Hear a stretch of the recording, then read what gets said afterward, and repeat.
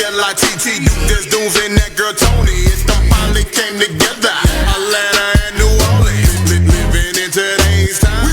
We lit.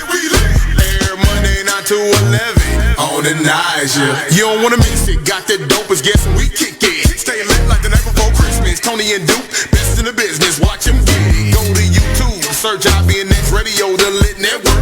Entertainment guarantee. Have you laughing to your because we lit. That right, we lit. You know we lit. Tony and Duke stay lit.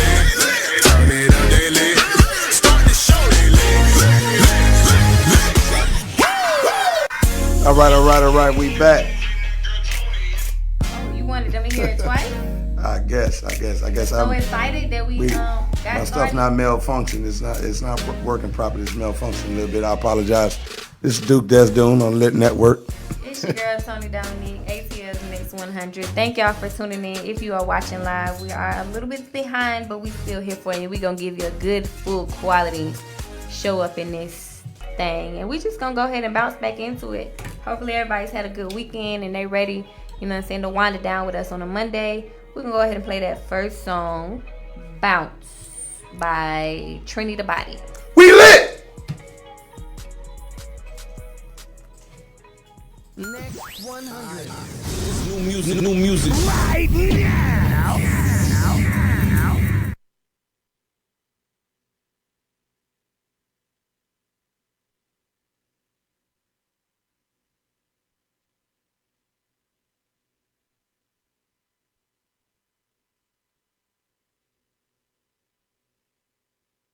If there's something hot to talk about, what?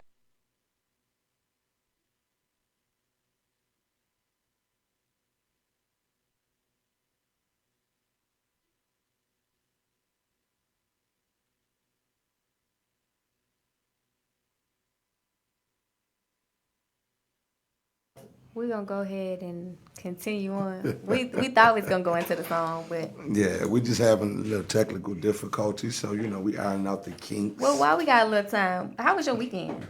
My weekend was pretty good, worked as usual in the shop, getting the kids ready for back to school. Shout out to Legacy Cuts, When's y'all back to school deal? August the 1st.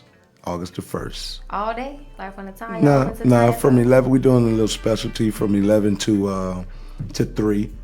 We have discounted haircuts. We give in supplies, book bags. We're going to have little gift bags and, grab bags, stuff like that. And we're going to have some refreshments, hot dogs, hamburgers, that type of deal. So I think it's going to be dope, that we out there at Centerville, Snellville, right in between Lithonia and Lawrenceville, on the front side of Loganville, right there on the side of Lilburn, catty calling to Stone Mountain, This so description, you could definitely find us, and we gonna do something for the community. Not too major, but we just felt it was necessary, especially with what's going on now. We're talking about. I'm gonna bring my kids. You said it's August 1st. August 1st, from 11 I'm to 3. Put my kids up. They need to Yeah, no problem. Bring them. It's just a lot has been going on. And down there, the kids are back in school. Let me tell you something. These kids haven't been so excited to go back to school. It almost felt like Christmas. My daughter was like, "Daddy," I was like, "What's up?" She's like, "Friday, I get to meet my teachers and I get to see my classroom." I think and all the kids have been excited to go back to school. Just like the parents are excited for the kids to go back to school. The kids is because y'all don't want to be home with your kids and stuff like that. And y'all talking about this digital learning. Y'all the teacher. The kids is excited too because they over y'all being the teachers too. Like, right, the kids are looking at y'all like you're terrible. And if you do your job on this level, we're probably gonna lose our house. like for real. The kids is ready. Like I just want to go be my friends. I got my mom asking me 4+4 aggressively. I don't know, like. But you know what the thing is? My daddy's sleeping. We all realize that we have to respect and appreciate. I can say this: teacher appreciation is probably gonna go up a little bit. You think so? It has to, because People gonna buy better gifts. you have to. Everybody gonna be Listen. Everybody gonna be real giving this Listen, year. get to know your teacher. Get to really know your teacher. Because if you get to know your teacher, that teacher builds that relationship, and your child's teacher. And that teacher builds that relationship with you and your child, and they just want to naturally see your child win. Most teachers, if they're a good quality teacher at heart, they're just not doing it for, a check. They really want to see all the kids win. But when you build a relationship and a rapport with them, sometimes they take a little extra care for your child. And Listen, I'm gonna be honest. Like when my kids were in elementary school and middle school, I was like, I'm buying gifts. I'm making little custom made stuff. I was real extra. Right. But in high school, I'm not that tentative. Mainly because one, they have a lot more teachers that I'm not buying nothing. For and you don't really know all them 14, teachers, right? Yeah, I'm not. You know what I'm saying? They got the first semester teacher. They got the second semester teacher. They got the A teachers, the B teachers. Well, if you had one kid, it might be. But, you have 3 boys, so that's each kid has what, like 5 teachers? 7. Because you got your core, then you got your they got the block. extracurricular, and then it's like the first semester curricular, extracurricular, and the second semester extracurricular. It's a lot. I didn't know that was on that schedule. I know I had the 7-class schedule, but I know some schools had the 4-class schedule. It's excessive. And they'd do the first semester 4 classes, and then the second semester like 3 classes or something like that. And I had 7. You had 7 classes all the way through, and they broke it down like that. You also, we're also at a different age bracket, so school is slightly different. Yeah, it is. And I ain't doing it. If you was in high school at now, best, I'd be like, pick your favorite teacher and we'll buy something for that teacher. if you was in high school now, but before I say this, my point what I was getting to was like, you get to know your teacher, and they take care of your kid. They do a little extra, and then you really get to know your teacher or your kid's teacher. You know that they like to drink red wine, or white wine. You know what I mean? It seems like wine is always the appropriate, adult beverage to give them, because unless you're in the hood, you'd be like, "Boy, I know you buy, I got that Crown Peach. Come on, don't tell me. If you buy, I got that Hennessy White. White. That means you care about them a lot, because Crown Peach ain't something easy. You just gonna go. Or that Hennessy White. I went on a cruise. Like, remember when I told you we had to go on a cruise? I'm not never getting nobody no teacher no Hennessy White. I don't love you. No. I mean, it ain't number $45. The answer's no. This is $45. It's not no money. It's not no money. I'm not. No. It's Why? not $45. It's you paid for the cruise, and then now you go no. Yeah, I mean. And you can only bring so many back. So that means out of all the people that you could give some to, or have some for yourself. I'm saying if you had a teacher for your child or one of your children, and they were excellent, and they was able to help your child in areas that you probably couldn't help them due to scheduling or just lack of understanding, and I would do that. That's not a problem. Like if I knew my daughter's teacher that well, and I knew that was her thing or whatever, yeah, you know what I'm saying? Getting to know you people for that 365 days, not really, but that year of school, not 365. you know what I'm saying? Yeah, not 365 days. I don't know. I've never had that teacher experience, that connection with a teacher like that. All right, shout out to David Burns, from Cedar Hill, Texas. We see you, player. We see you, Dave. Big Dave. I don't know. I've had some good teachers, but not like some exceptional. Like, okay, y'all cool, y'all decent or whatever. But I've never. What grades was your favorite teacher personally? What grade was your favorite teacher? The best teacher, I think, Jamari was my youngest. No, your teacher. Oh, my teacher? Yeah. What was your favorite teacher? What grade was that? I don't have I've never had a favorite. I've never liked teachers that much to have a favorite teacher. Now that when I think about what you tell me about your past, bro, y'all what type also of talking like it ain't bad teachers out there. Like, no, that's true, but I want to know what. I'm not talking like that. That's why I said I've never had that. How did? I mean, you see. Listen, this is the thing, right? In my own self. Looking at you now, you do customer service real well. It seems like you're pretty, courteous, and seem like you could put the nice face on. And I asked myself, what type of kid was this person here? Like, what type of kid was Tony? What type of student was Tony? What type of trouble did she get into? You know what I'm saying? So I could see the bossiness. I could see probably the one that was trying to take over things or whatnot. But then when you say you didn't like teachers, and you don't really strike me as a person that don't like teachers, You seem like you don't have a problem with authority. So it's like, what's this deep down rebellious thing that you're dealing with? I didn't say I don't. Like I said, I didn't have like no overly love for teachers. Like I had some teachers like, okay, that's a cool teacher.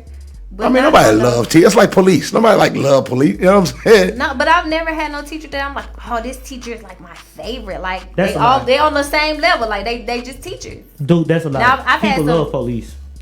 I've had some bad teachers that probably don't. I think, but like the teachers that are. I think people look at police almost how she described it. Teachers. They're like, this cool police. They cool, but ain't nobody running around like, I love this police. I'm like, look. Blue Lives Matter, bro. That was the You know what I'm thing. saying? That was the thing. They love the military. They don't love the police that much. They just hate us that much. They don't love. But see, That that's sounds like a that's a different signal of the hate. That like sounds the like a same. different situation. Nah. Well, for me, I had a couple teachers that I felt I can tell that they were moving out of love and outside of, the just being a teacher. You know what I'm saying? Shout out to Miss Billy Williams, fourth grade. I guess there was some teachers that you could tell like, okay, you love your job, but no, I'm just saying you could just tell that the teacher cared on another level, and I saw for you teachers specifically or just for. No, just for but children if in you general. applied yourself, you know what I'm saying?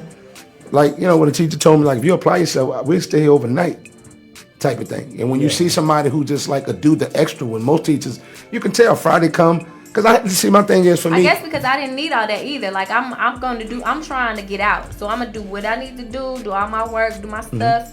Here's my goods, here's my paper, where my report due. I'm gonna do all that. So like usually teachers that do that for kids who need extra help. I didn't need extra help. I know how to not be too high, so your expectations of me ain't too great. And I know not to be too low, so you don't feel like I need special attention and care. Like I'm right there in the middle, get my work done, pass my class, do my work, and move on with my day. I'm not trying to sit with you after class. That's not what I'm saying. What I'm saying is when you can witness somebody and how they work. Like for instance, you go to a hospital and you see a nurse, and there's all nurses in there, but you see somebody that you can tell they're doing it not in a sense of I'm just doing a job. But that's a different question. You said who's my favorite teacher, which means that they would have to have touched me specifically to be my favorite teacher. That was gonna be my question. So you never had a teacher that you felt like impacted your life. Like your life was one way before you met this person, but after you met this person, it was another way. No. Damn, that's I don't know how I'm supposed to feel about that. Well, I mean, she just saying like but then also Tony, there's something else I'll be thinking about. Tony's also a person that really don't remember no childhood stuff. Like so you sit here just capping to us like no, you don't remember. She has selective memory. I think what Tony did as a kid is not. I think as things was happening, I think Tony was like, I'm creating my own world in my head, and I'm walking towards that ideal. Yeah. Whatever's happening, I know it's going to soon come to pass, right? And that's just going to be behind me. And if it wasn't anything that was directly reflecting on what I want. But if it just really wasn't nothing that I felt was cohesive enough to stick with me mentally or show itself in my life, then it didn't mean that much. But see, that's not capping, because if a teacher would have stuck out to me in my memory and be like, oh, you're amazing, I would have remembered. Because all the things that are like super great or, have made an impact, they're in my memory. But see, what happened was, the thing is, you listen to her, she said she wasn't too high. Yeah. And she wasn't too low. But see, she got caught in the wash. Well, the teacher didn't focus on you because she had no reason to talk to you directly, probably because you didn't. Focus on me. But again, she couldn't give you a particular focus. Like maybe me, I probably. You was probably a comedian. No, I really wasn't. Like I was a kid that talked. I was a kid that talked, but I stayed up late. And because my mom didn't let me stay up late, my level of focus and attentiveness wasn't there. So you needed extra. So she would be like, oh, you ain't gonna finish that now? Here, after you done finish this doing recess, and I'm just like, and then I get it finished. She'd be like, you was able to just do it, and now you got like quick little 15 minutes on your 30, 40 minute, and she was like, just do this, like apply yourself and that type of thing. So to see somebody, not just with me, but with other people, if it was something like we had to wear a tie, she'd sit there and help you fix it, teach you, show you a Windsor, not a double. And at that age, I didn't care. But to see somebody do that, I remember those teachers that did that, and it means something. And those make them your favorite teacher, like those? But it's like this, Tony, like, all right, but boom. It don't make them my favorite, but it makes me acknowledge that. Your question to me was, who is my favorite teacher? the things that you're describing doesn't match up with your question. So if you're saying, hey, did you meet any quality teachers that did some good things for other people? Yeah, I met some good teachers in life. What's the worst if they're subject? My favorite teacher? No. What's your worst subject? Well, you just don't have a favorite teacher. You just don't have that experience. And that's what I'm saying. But the way that you're explaining it is like, well, Tony doesn't have this for this reason. It doesn't match. It's not like they parallel, but they don't go together. All right. Like she just don't have that experience. That's all it is. Let me ask you this. So you never had a teacher that made learning a little bit more fun. So it made like you don't like math. You never had a math teacher that made math a little enjoyable? No. Lord have mercy. I mean, she just never had that. Listen, I had Miss Court. Listen, I remember. I went to some great schools. Again, but listen, I went to some great schools. But two things. Like, again, if you're asking me who's my favorite teacher that gave me this phenomenal experience, I didn't need it. I wasn't required. I didn't need any special help. I know how to do my work. I know how to mind my business. I know how to, you know what I'm saying? But if you're asking me, have I seen those same teachers in my life do some great things for maybe some friends or some people around me? Yeah, I've experienced some teachers like, oh, this teacher is a good teacher. She may stay late. She may help those that don't go to bed on time and need some extra help. She may help those that read a little slow. She may help those who parents really ain't, having some issues and stuff at home, and they, it's coming and feeding over into the school. Yes, I've met some teachers that do those. But if the question again is my favorite teacher, she just didn't have the experience of having a favorite teacher in her K to 12 years. Let me ask you this: did you go to when you say you went to good schools? Like, was you in schools with like bad people too? Like was it like trouble schools, or was it like top-notch schools? Because that could be a good reason of why you don't have that experience, bro. I went to school. I went to elementary school. I went to Farrington Elementary. I went to Panola Way. I went to middle school. I went to Miller Grove Middle School. I went to are those hood schools? They not hood, but they not hood either. They just but she just said it. She was like, I just didn't need no attention. So if you don't need attention, you don't get. Sometimes you don't get those members. You know what I'm saying? So even in she wasn't like no kid that was making like A's, honor rolls, so she didn't get praise for that. But look, I did make honor roll, but I'm saying like I wasn't the valedictorian. But look, she didn't need that though, bro. The valedictorian. But you gotta think about this too, dude. Excuse me for saying you didn't make honor roll. My apologies. My bad. Don't try me like that. I made good grades. You made the principals list. I made the honor roll. I've never strived to make the principals list though. But look, this what I was saying. Like, did you strive to make honor roll? Not really. That was just kind of like just happened. But it's just your natural smarts. Yeah. Okay. What I was saying is like I think that the teachers that you had really didn't have to apply themselves to get attention in the classrooms. No, I'm saying like I've had those same teachers that I've been in the classroom with. I have seen them help other kids. But you ain't hearing what I'm saying. Like it's a difference. It's a difference in when you got a teaching method where you got to get 26 people to pay attention to you, and these 26 people are not the best students. You see what I'm saying? So once you do that for like 10 years, your teaching method is a little different than teaching honor students. You see what I'm saying? Like, the attention level is different. I'm not saying there were some bad kids in the class. There were some kids that was cutting class. There were some kids that just wanted to clown the whole time. But in those moments where kids are clowning, okay, well, she'll figure that out. I'm finna sit and chill. She got it. And then when it's time to get back to school, we finna get back to school. Like I don't care. She just didn't have that experience. It seemed like you just disconnected. Like you used to not. Did you talk to people at school? I was very popular at school. But every school that I was in. We're gonna have to go and pull a resume on that one. Pull it, run it. Because it sounds a little fishy that you didn't have a teacher that made learning more fun than the last teacher. Don't put it on me. Like you never had. You didn't have the best math teacher. Like one math teacher that made fractions a little bit funner. Listen, come on, everybody got this teacher. I remember certain teachers. Do you remember certain teachers' name and how they were and things like that? So do you have a worst teacher? Who was your worst teacher? Did you have a teacher that just got on your nerves? Because it can't be me all the way through. I remember one teacher, Miss Renfro, and I remember her only because that's back when you could paddle kids or whatever. And so this is early elementary. Is that how many teachers do you remember? I mean, I don't. Yeah, I think that's more so of the issue, bro. I can start from elementary all the way to high school. All the way, like teachers that just they would sketch them. I remember from a character how they were or their teaching style or something like that. Or she was fine, or something like that. They used to pick with me because I always had that. I was this student that. So you have no teachers that you remember based off of just their character and how they are, and then that stood out particularly that you can remember.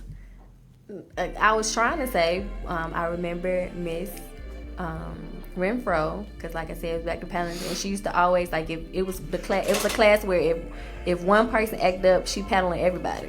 Okay. And then I remember this white lady. Her name is Miss Early and she was a nice teacher. So I guess if I had to force myself to pick a favorite teacher, it was her, because she was this old white lady. And she was just real nice and calm and cool, collected. And there was some bad kids in her class, but she ain't never fold. She ain't never she just kind of like, you know what I'm saying? It didn't interrupt my teaching patterns. I didn't feel like I lacked education because she couldn't control the class. She was just. So I guess if I had to pick, if I'm forced to pick somebody that was my favorite, even though she's not necessarily my favorite, based on the statistics that y'all have listed, it would be her. All right, well, we'll take that. I'll take it, but like the quality. Well, my favorite was Miss Carson, and that was because I was at my most maturest at the time in school, K to 12. I was in the 11th grade, and I had her twice. I had a language 2 or something, and I had a something literacy or something. But I also have to say, in high school, I don't remember any of my teachers, but y'all also have to keep in consideration, I'm a military brat. Oh, so yeah. I moved around a lot. Oh, so that matters. That matters. And attached That to matters. teachers. So you had like Yeah. 6 teachers in like 2 years. though, like probably because you got there you had the 6 teachers in a day. So like you probably went to like multiple schools within the school year and stuff like that, huh?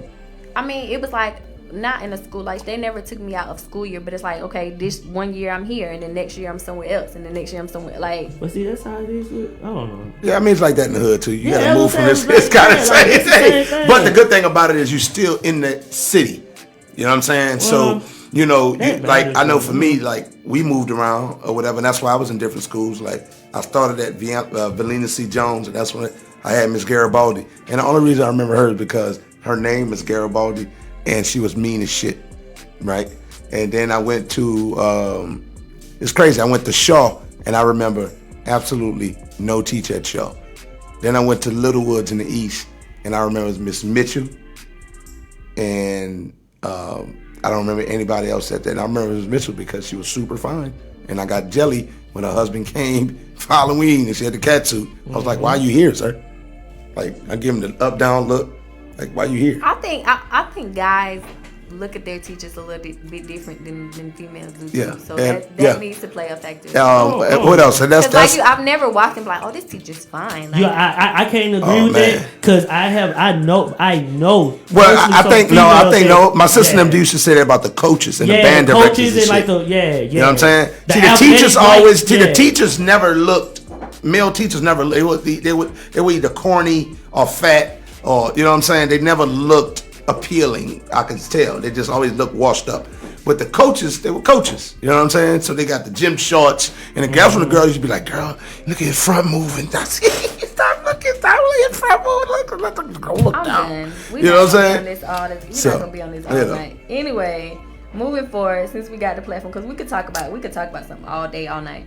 We're gonna go ahead and try to play the first song again, "Bounce" by Trini Divided. We lit. 100. The new joints first. XLR on the beat.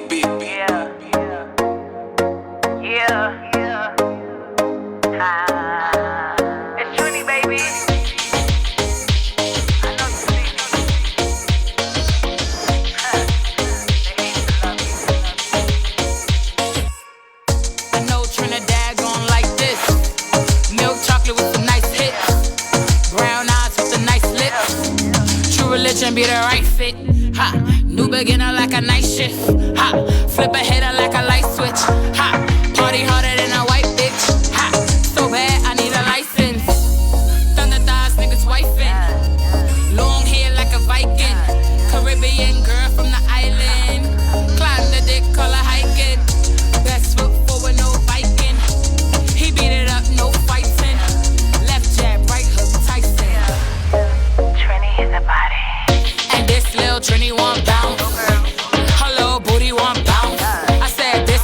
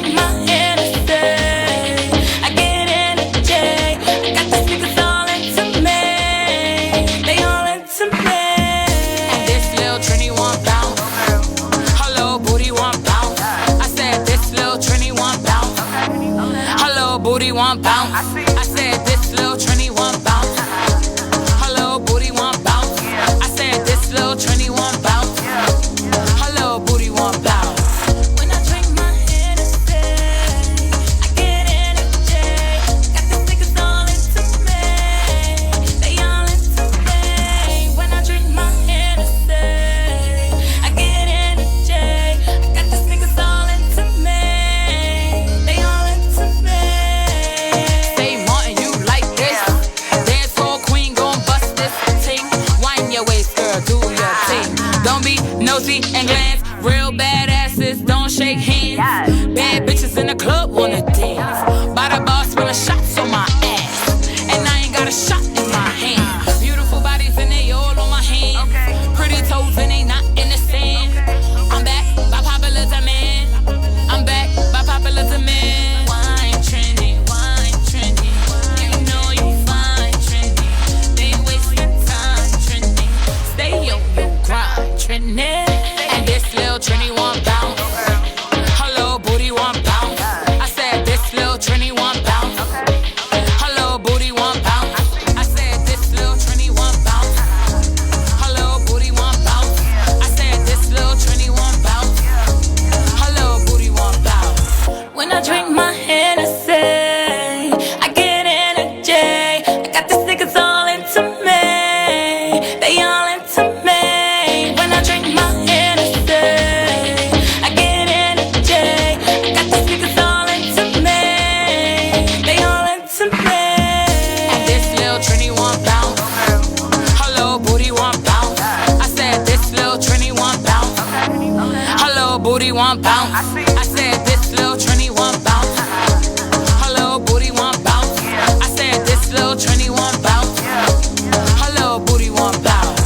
When I drink my Hennessy, I get energy. Got these niggas all into me. They all into me. When I drink my Hennessy, I get energy. I got these niggas all into me. They all into me. ATL's next 100. Listen. Next 100. Touch that dial. If there's something hot to talk about, whatever it is, you know that we gon' put it out here on Tony's Hot Tea Topics. Tony's Hot Tea Topics tonight. Lil.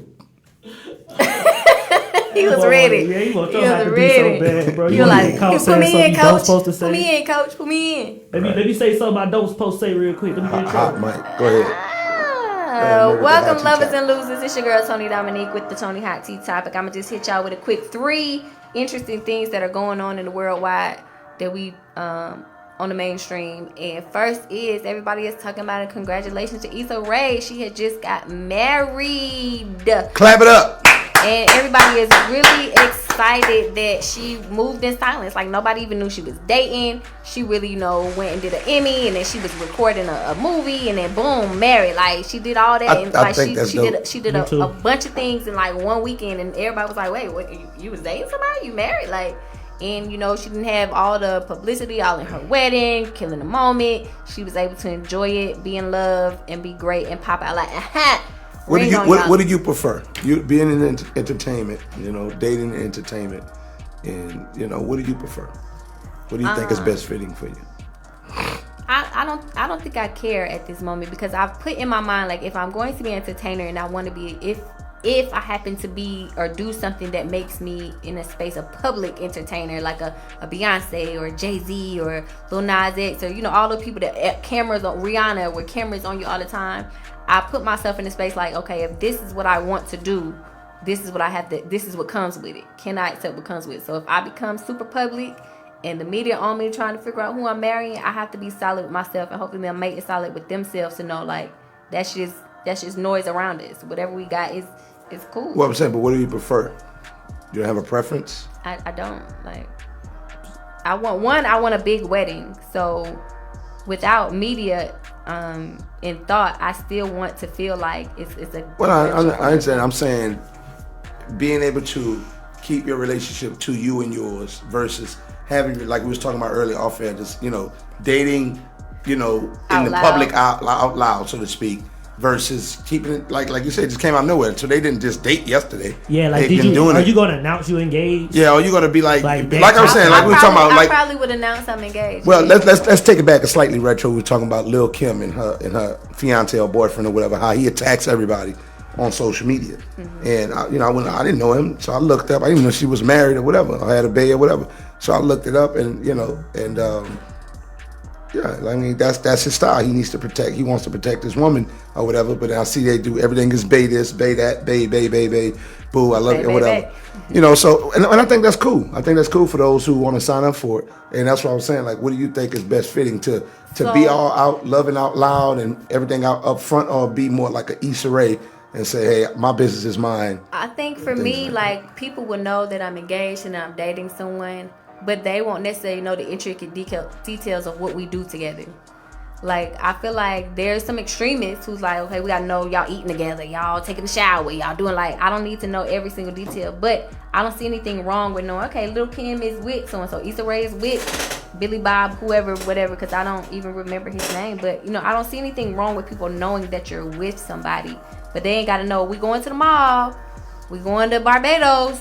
Like, they don't have to know every single, we having problems, because there's some people like, I'm mad at him today, I'm not mad at him today. I mean, like, you don't have to do all of that. That's ODing for me. I got a different perspective. But it shouldn't be anything wrong with saying, hey, me and this person are together, we getting married, we married. Like, I mean, I feel like they put, like, I'm coming at it from a different mindset too. Like, I'm coming at it from but like, I feel like they put your family in danger, because it's like when people want to get like to you and like they want to hurt you, if they can't hurt you, they gonna hurt the close, like something that's gonna hurt you. See what I'm saying? I definitely understand that mindset. And it's like you can't let the world know who are the closest people to you, because it could be a mad day. But I'm saying and I understand that, because it's probably my trouble, my upbringing, and the things that I've been around, but I just don't feel comfortable like as a rapper, right? Like, I feel not to make it super spiritual, but I feel that the energy that I present, I keep it really positive, I keep it really great, as great as I can. I can't say that I'm not perfect by any means, but I try to keep it as positive, as light, and as in the right space as I can, as I mentally can within myself. That all of that other stuff, like, I'm not dwelling on the bad that could happen, because the bad could happen in any moment in anything that I do. I'm not gonna dwell on it. I'm not gonna let it scare me from being the innocent me that I want to be. Like, well, see, that I don't care. care. You in danger, like. Okay, you gotta take, well, I understand then that means I'm not. But you gotta protect yourself but too. But again, that's what I was trying to say. Not to take it into a spiritual place. That means that I don't trust my Creator enough to protect me from the evils of the world. And I do. I trust that I'm going to be okay. Whatever comes my way, whatever hits me, people, if somebody passes away, I'm definitely sad. I'm gonna cry. I'm gonna have that emotional attachment to lose somebody. But I also understand that people die. Like, it's a thing that happens. If someone gets hurt, if something, like, I mean, those things happen, and I have to adjust myself accordingly. Do I wish it on anybody? Absolutely not. Do I want it to happen to me? Absolutely not. But it's not going to stop me from living the happiness that I want to live, the way I want to live it, because something could possibly happen. Not going to stop me. I feel you. I feel you to a certain extent, because I live my life like that, like that going like don't have fear. Fear. But at the same time, it's like I'm not finna go to the projects and cut my headlights off at the top of the street. You see what I'm saying? Like, you got to do certain things to protect yourself. Like, it's like certain things you just don't do. So me saying, hey, I'm dating Michael is leaving myself unprotected? No, but I'm saying me as a man and as a rapper, right? Just me being a rapper. I guess name is Michael. I'm not dating Michael. I just realized Michael was the first name. But yeah, I'm just saying, like, you be around like different, like, people. You be around people that are you famous, you rich. Certain people see that as a lick. Well, then you don't become famous. You don't do the things that will put you in the But your children don't then ask for that. Just because you got famous don't mean your children or your husband wanted to be famous. That's something you have to consider. If I'm going to be famous, this is going to be what my children have to deal with. Maybe I shouldn't have children because I want to have this. Again, that's still living in fear, dictating what I choose to do with my life. And I don't want to do it. Me personally, it don't really matter. But for me, I just feel like my business. Like, I have an entertainment life, right? Which is business life. And just like in my business of being a barber, or if I was a corporate guy, my business at work is at work, you know. And we may have corporate dinners where we could bring our family. We may have summertime picnic dinners where I bring the whole crew. But I've always understood that you have separation for a reason. You know what I'm saying? So I understand what you're saying, but I understand what she's saying. Like, it's not gonna hurt me to show me and my lady on vacation They won't. or my family. But this platform, that I had to get my mind wrapped around it once I started kind of like really say, okay, this is what I'm doing for real. This is a lifestyle. This platform is for business. But see, we living in a different You time see what I'm too. saying? Like, Yeah. I take pictures. I was on vacation. We went on vacation and kicked it. We took pictures, and when I'm on, I can really enjoy. I don't gotta be like, I'm going live, y'all. You know, she upstairs, get some sleep. I don't naturally care that much. But see, look, think to about be when like, Beyonce take had a this baby. insight to my life at every moment of my life. You see what I'm saying? But see, once you hit a certain level of stardom, though, you don't have that power no more. Cause like, think about when Beyonce had the baby. When she had You have whatever power Yes, you you desire do, to but have. you only got the information because she allowed you to have the information. Right. True enough. Nah, But think about how many paparazzi. times she got haggled to have a picture of her baby put out. But no, Cardi B too. and that's okay. That It- comes with it. But whatever's particularly social media, I'm saying social media. You can't do nothing with tabloids. You can't do nothing with paparazzi because they're gonna do their job. They have a job to do. But for social media is what I'm saying. You dictate that, or whoever runs your social media dictates that. And most of the stuff that the tabloid gets is stuff that people post. Hey, did you see so and so post this? Hey, did you see? Oh, if you're going out to a public restaurant, oh, did you see them out? Oh, they was out. You're out. You're gonna get a picture taken of you. But do they know what you're doing or why you're out? Do they know you're upset? Do they know you're having a good day, a bad day? They don't know. They just know you two people out on going somewhere. So you dictate your social media, or whoever your representation dictates your social media. It's going to show itself however you best want it to show itself. And you want it to be a true reflection of you, it would be that. If you want it to be, just show random, like Plies. Like I very rarely see Plies promote a concert. You dig what I'm saying? Yeah. I don't see that. But I do see him posting videos about motivational shit or relationship or his point of views. I see that more than anything. You see what I'm saying? So I'm pretty sure people go to Plies.com or wherever you can get his shit from, to find out real insight. Social media for him is now a tool to get his POV out, to build fan base. So when he dropped that album, it's in my bio. And then I'm going to get back to giving y'all some motivational pieces and dropping some jewels on y'all. Yeah. My biggest point is just live life how you want to live. If you want to live it where you don't want nobody to know it, live it that way. If you want to live it out loud, live it that way. If you want to live it mediocre in the middle, live it that way. But like, everybody has an opinion on the way you do it isn't wrong. There's no manual to say do it this way, do it that way. Do it how you specifically in your individual mind feel it should be done, and be at that. We all want to have an opinion on what the other person's doing, and we need that's the culture we need to counsel. And that right there is, that's the least favorite part about being in radio. When you have to give your point of view of other people's lifestyle, whatever. Yeah. I don't really care, like, deep down, for radio's sake, and just sharing whatever they say the tea is or however. I have a problem with talking about some things or whatever, but I just feel like at some point, like, I ain't know nothing, like I say, about Lil' Kim and having a husband, and the dude, until you told me earlier, that he always go to bat for her. And I think that's dope. I think if somebody do come for your lady, if she don't have the mentality to stand up for herself and get on there and go back for us, Kim probably won't fight. He like, nah, I know how to play with words. Mm-hmm. You see what I'm saying? You can't fight everybody, but I can verbally spar back and forth, or I can at least put comments back and forth with somebody, and, on your defense. So, it's cool. And all that does is build notoriety anyway. Yeah. You see what I'm saying? It's the Kevin Samuel effect. It's the Jackson, what's the guy that? Derek Jackson effect type thing. I got two more things on this Tony Hot Tea topic, because again, we can go on that all day. That's a whole nother thing. We probably have a whole show on that. But second thing on here, Kanye West. As y'all know, he did his live streaming listening party at the Mercedes-Benz Stadium here in the ATL. A lot of people kind of joking about it. They were selling air for $3,000. So if y'all want some air from the Kanye concert, y'all can go on eBay or what is it called? What is it?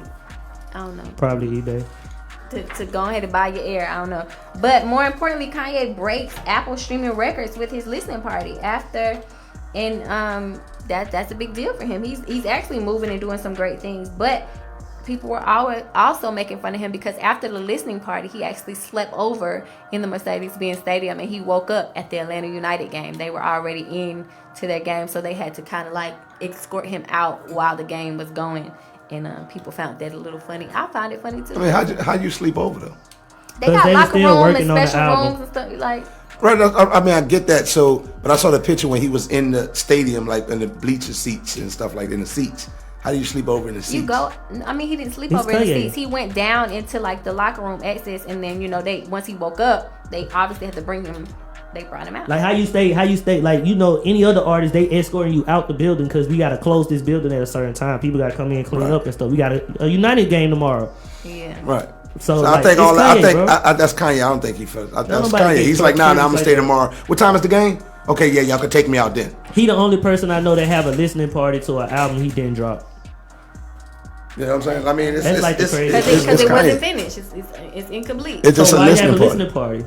That's weird, bro. I mean, but it's kind. That's Because the Kanye. shit you It's can do Kanye. when you. When you That's the Kanye. shit you can do when you on that The level. media Kanye. stuff is you got to build a buzz. You got to be unique. You got to be different. Kanye is Yeah. very different. He's very unique, and you're always talking about him. So I hate And I've heard of people having listening parties and the album is not full complete. because But you not want to to- get some But opinions. is it to the public or is it to like a private selection? But he had a private, public listening party, It was a private listening party because it was invite only. You had to get and you had to buy your ticket to get and get your invitation. And then that's a private public listening party. It was just huge. I seen It was a white massively dude. private. Right. I seen a life hack dude that snuck into there. We definitely saw that when he And, took a picture yeah, of he the got a photo thing. job. He He got a took a job picture off of of the pass or media something. pass. He took a picture of the media pass, went to his car, did a whole print media kit, made his own little lanyard and everything in his car. They let him through because he had the credentials. He took, you know what I'm saying? He had all the stuff that was needed. And he got through. He even got all the way on the floor stage. He was like, he did the whole thing like, oh, I even got better seats than Kim Kardashian. So he was actually in front of her, like literally floor, able to take some great, phenomenal pictures of Kanye. So that's He what the got- guy for free. does. He got offered a job too. That's what the guy does. He hacks and go in different places and stuff like that. Yeah, like life hacks, like how you get into places free.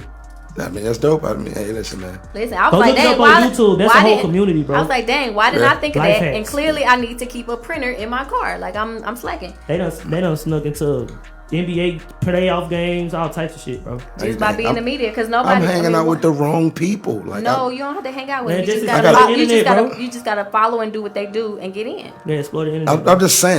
I'm still hanging out. Why don't have these people Like, come to the yeah, shop? yeah. You know what I'm Like, saying? look up Like, people They that- not getting their haircut. They Man, look up life hacks, bro. It's gonna save I your need life. to. Even with people who got like these great ideas for like apps and whatever, you meet different. You be like, I'm hanging out with the wrong people. This is why I didn't tell y'all something. But also, you gotta Listen, go wait. to the places that you don't want to go because Wait. those people hang out in the places that you be like, Listen. why am I here? Listen, Some of those people don't even hang out. that's the thing. That's the thing. I was just about to correct they you. don't Thank hang you. out. They don't hang They out. don't. And what I was about to say, these people are nerd geek people. Nerds hang out. They go And to- no, Where? no, they don't. They don't They even hang do. out. They They don't hang They out. not They don't officially hang out. nerds. They like cool nerds. They don't hang out. The Okay, so what workaholic about nerds don't hang out. what about the computer people that go to like the different cyber things and the like they Those have are to different. Those are going to events. Hanging out is going to bars and shit like that. That's not No. hanging out. You're going to this event because you want to get this knowledge, so you go back home and and put your blinders on and go in. You know what I'm saying? Like they don't hang That's out. what I'm. To me, that's still hanging. You're going out, like you're going out to an event. Like that's going out to me. But they don't But- even talk to people when they do That's that. going to an event. Have you been to those events? Yeah. People talk to people because I've been to some Not- of those but- events but- and people talk to people. but- They're not all just sitting there mute like little robots. But see, them not. Like, But I'm saying them not the they're making Nah, connections. nah, they and they're make talking connections. to people. Like They come making on. connections. Y'all- They got connections. They have their own community. You dig what I'm saying? Yeah, Y'all they acting do. crazy. But they don't hang out like. Nah, but they hang out I do on the agree. game. I do agree with that. The hanging out aspect of what we know hanging out to They be. hang out on games. They ain't dude. really doing that. Dude, Yeah. they hang out on games like Yeah. game community. They playing Anyway, Second Life and shit. Yeah. Last like- thing yeah. on this Tony Hot Tea topic, we'll go ahead and get our guest in here. We're gonna play the next song. Is the last thing, and I know it's gonna take y'all a little minute because y'all may have something to say. But Kanye got them bum ass shoes on. the baby is under fire be a because he 1,000. said the baby is under fire because he did the Rolling Loud concert or his concert, and he said, you know, if you don't have AIDS, put your lights up in the air. If you ain't sucking dick in the parking lot, put your lights up in the air. If you don't have any diseases and all the other stuff. And so the people went in on him. You know how Black Twitter does, going on people, and they say, you know, he was really insensitive. He was rude. How could he say that? The baby, What was the insensitive part? the baby comes out and says, "Hey, I wasn't being insensitive because if you were at my event, you would have seen all my gay fans. They put their lights up in there because they're not out here being dirty. They're having safe sex. They're doing safe practices, so they don't have AIDS and diseases and stuff like that. And they are not being whole. They're not gay hoes, so they're not sucking dick in the parking lots." He said, all those things were relevant to the fans that he was saying. He said it's a call to action. He said it was not like a whole speech or spiel that he was trying to say out and denounce gay or anything. He said he was just calling a call to action to his fans that was in the place, and that the internet is doing so much. But of course, everybody now, not everybody, but the culture wants to cancel the baby, saying that he's insensitive to gays. That cancel thing is crazy. So they want to cancel him, but he didn't not mention. He just said people who out here whoring and being dirty. But see, look, this is that was his point. But but you can catch something without doing it. You can catch something sexual without being without whoring and being dirty. You see what I'm saying? Like you could get it from being raped. That's where you get it from your parent. Your parent had it, and you caught it at birth. I mean, you could get it because your spouse cheated. Your spouse cheated, and but he specifically said, like, if you ain't out here whoring, But that don't mean you. But then he said, if you clean without a disease, I can have a disease and not be out here whoring. That's insensitive. Well, listen, you get the point. I mean, it's still trash. Like, you get the point. Yeah, it's still trash. I think if you hit dog holler. T.I. jumped on board and said, "Hey, everything is not against something else." They're saying just because he's pro-straight does not mean he's anti-gay. Just because you pro-black don't mean you anti-white. You know how T.I. likes to come in and give his 2 cents on what things. So. But shout out to the baby though. He paid $10,000 to perform extra for he a venue. Absolutely did. The venue was closing, and his fans. He wanted to give his fans the full show. So I think he got that late, didn't he? He paid $10,000 to make sure his fans got the full show and experience of the baby. No, that's dope. That's dope. So, some artists be pretty dope in the actions, man. You know what I'm saying? I dig it. I dig that. But that is all I have for y'all on the Tony Hot Tea topic. Thank y'all so much for tapping in and tuning in. Let's go ahead and we done kept our guests waiting. And shout out to David Burns. So we thank him for being so patient and great with us. So while we get him transitioning here, we're gonna go ahead and play Too Cold by Spiff Chambers. We lit! Next 100. Jumping Next 100. Right.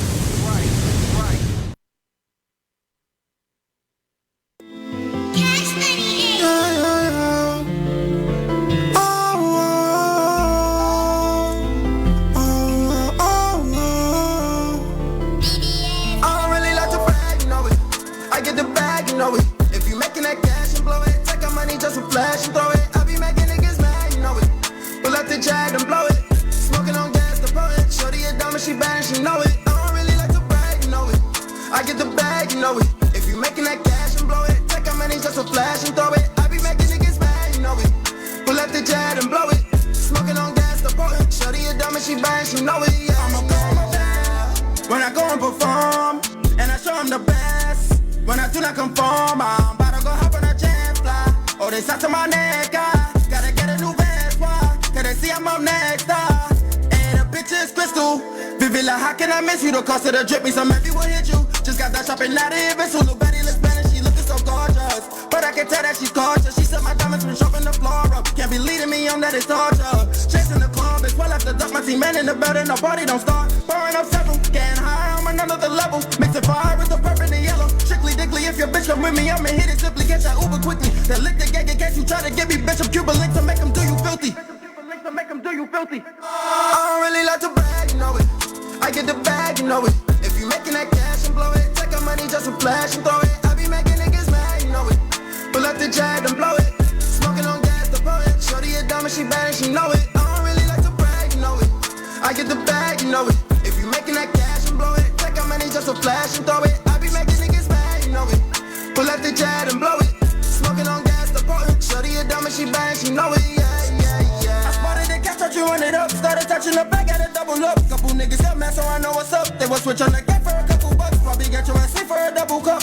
Nigga, there's search for fighting. All my niggas rhyming shining. Only haters keep on fighting. VVS diamonds on my Cuban link shining. Got this ice on my neck and it's changing the climate. Rollers presidential timing. So many eyes they are watching. Got the comment they would never clock in. Back in my bag, don't care about the tags. I'm negative energy dodging. Get to the bag, you know. I never settle for less, you know. Back in my past, you know, you can bet I'm on your ass for sure. I don't mean to brag, send me the Eddie real fast. I'ma go and hop up in the jacks, never too late to go run up a sack, yeah, yeah. You know it. I get the bag, you know it. If you making that cash and blow it, take your money just to flash and throw it. I be making niggas mad, you know it. Pull up the jab and blow it. Smoking on gas, the poet. Shorty a dumb and she bad and she know it. I don't really like to brag, you know it. I get the bag, you know it. If you making that cash and blow it, take your money just to flash and throw it. I be making niggas mad, you know it. Pull up the jab and blow it. Smoking on gas, the poet. Shorty a dumb and she bad and she know it. Yeah, yeah, yeah. Yeah, yeah.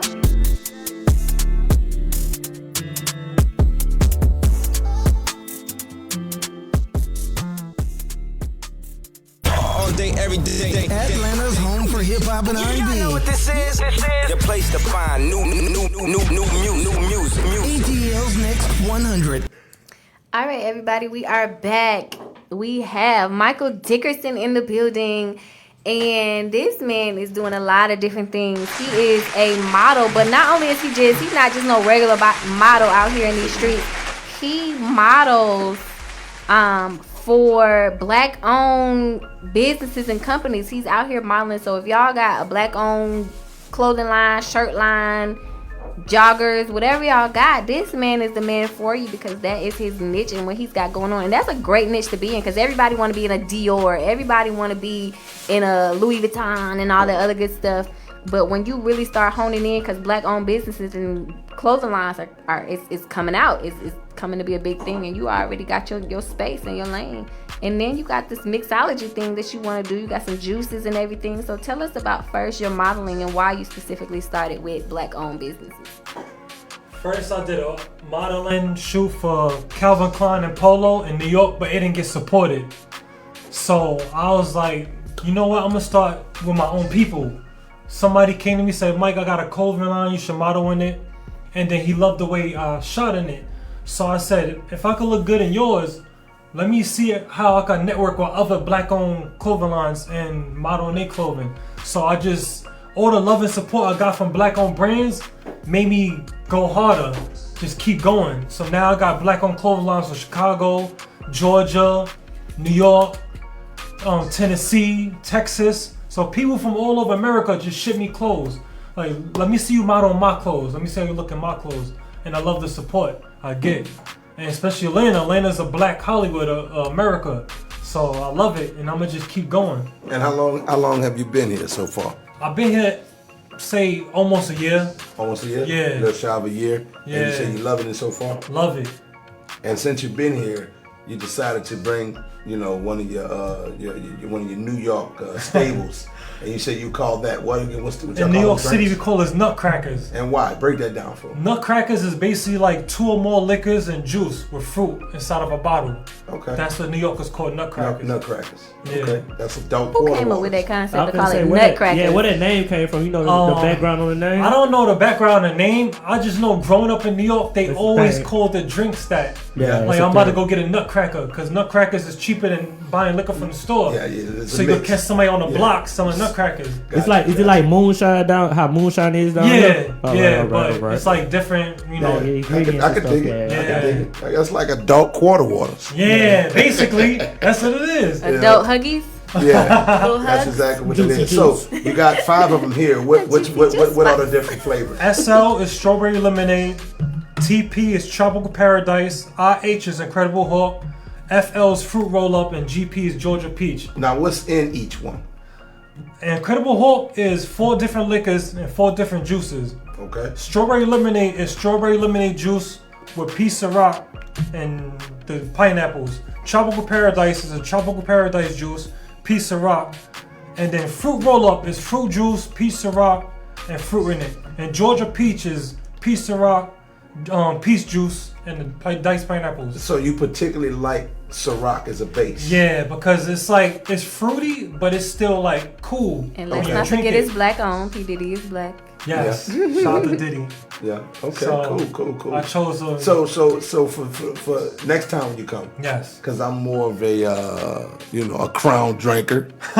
You might Do got you some Brown thing. Do you make anything in brown? I do make it. I try brown, but it's funny. His girl is the taste tester. She probably don't like brown. Yeah. Yeah. Well, unless you got a new taste tester for the brown bro callers. You know what I'm saying? Yeah, I I come got you, over I got with the Hey, don't white recreation. though mix better with juice than brown? Yeah, because you try to mix brown with juice, it Yeah, tastes it's kind of like funny. oil. Yeah, it's like oil and water Yeah, almost. so most people prefer like tequila, most like vodka with Yeah, juice. brown go better with Or like rum or soda. something Or like something. Yeah, you mix brown Yeah. like Coca-Cola, Yeah, Pepsi.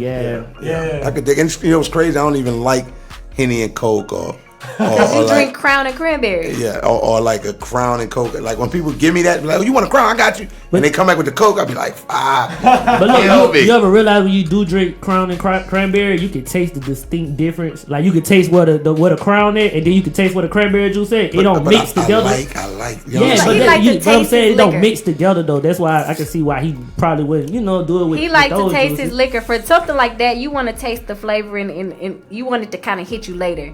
This man over here like to taste like where the liquor. When I hit it, I need to. Okay, that's Oh, I'm liquor drinking right there. liquor. Yeah, That's this ain't no juice. That's when I listen because it start tasting like play juice. And the thing is, that's how you start getting hangover. That's because you be like, oh boy, you knocking them back. But a lot of people like that. They don't like to taste the liquor because in reality, a lot of liquors is nasty. Yeah, they don't want to feel like they're getting drunk. Nobody wants to taste that like that hot alcohol-y type. Well, it don't have to be that, but it just have to be. And the crazy thing That about ratio these, gotta be right. it's like when you bite the pineapple, you can taste the liquor. Yeah. Because it's soaking in it it. soaks in the pineapple. So when you bite it, you taste the liquor. That's probably the most potent part of your drink, huh? Yeah. Yes.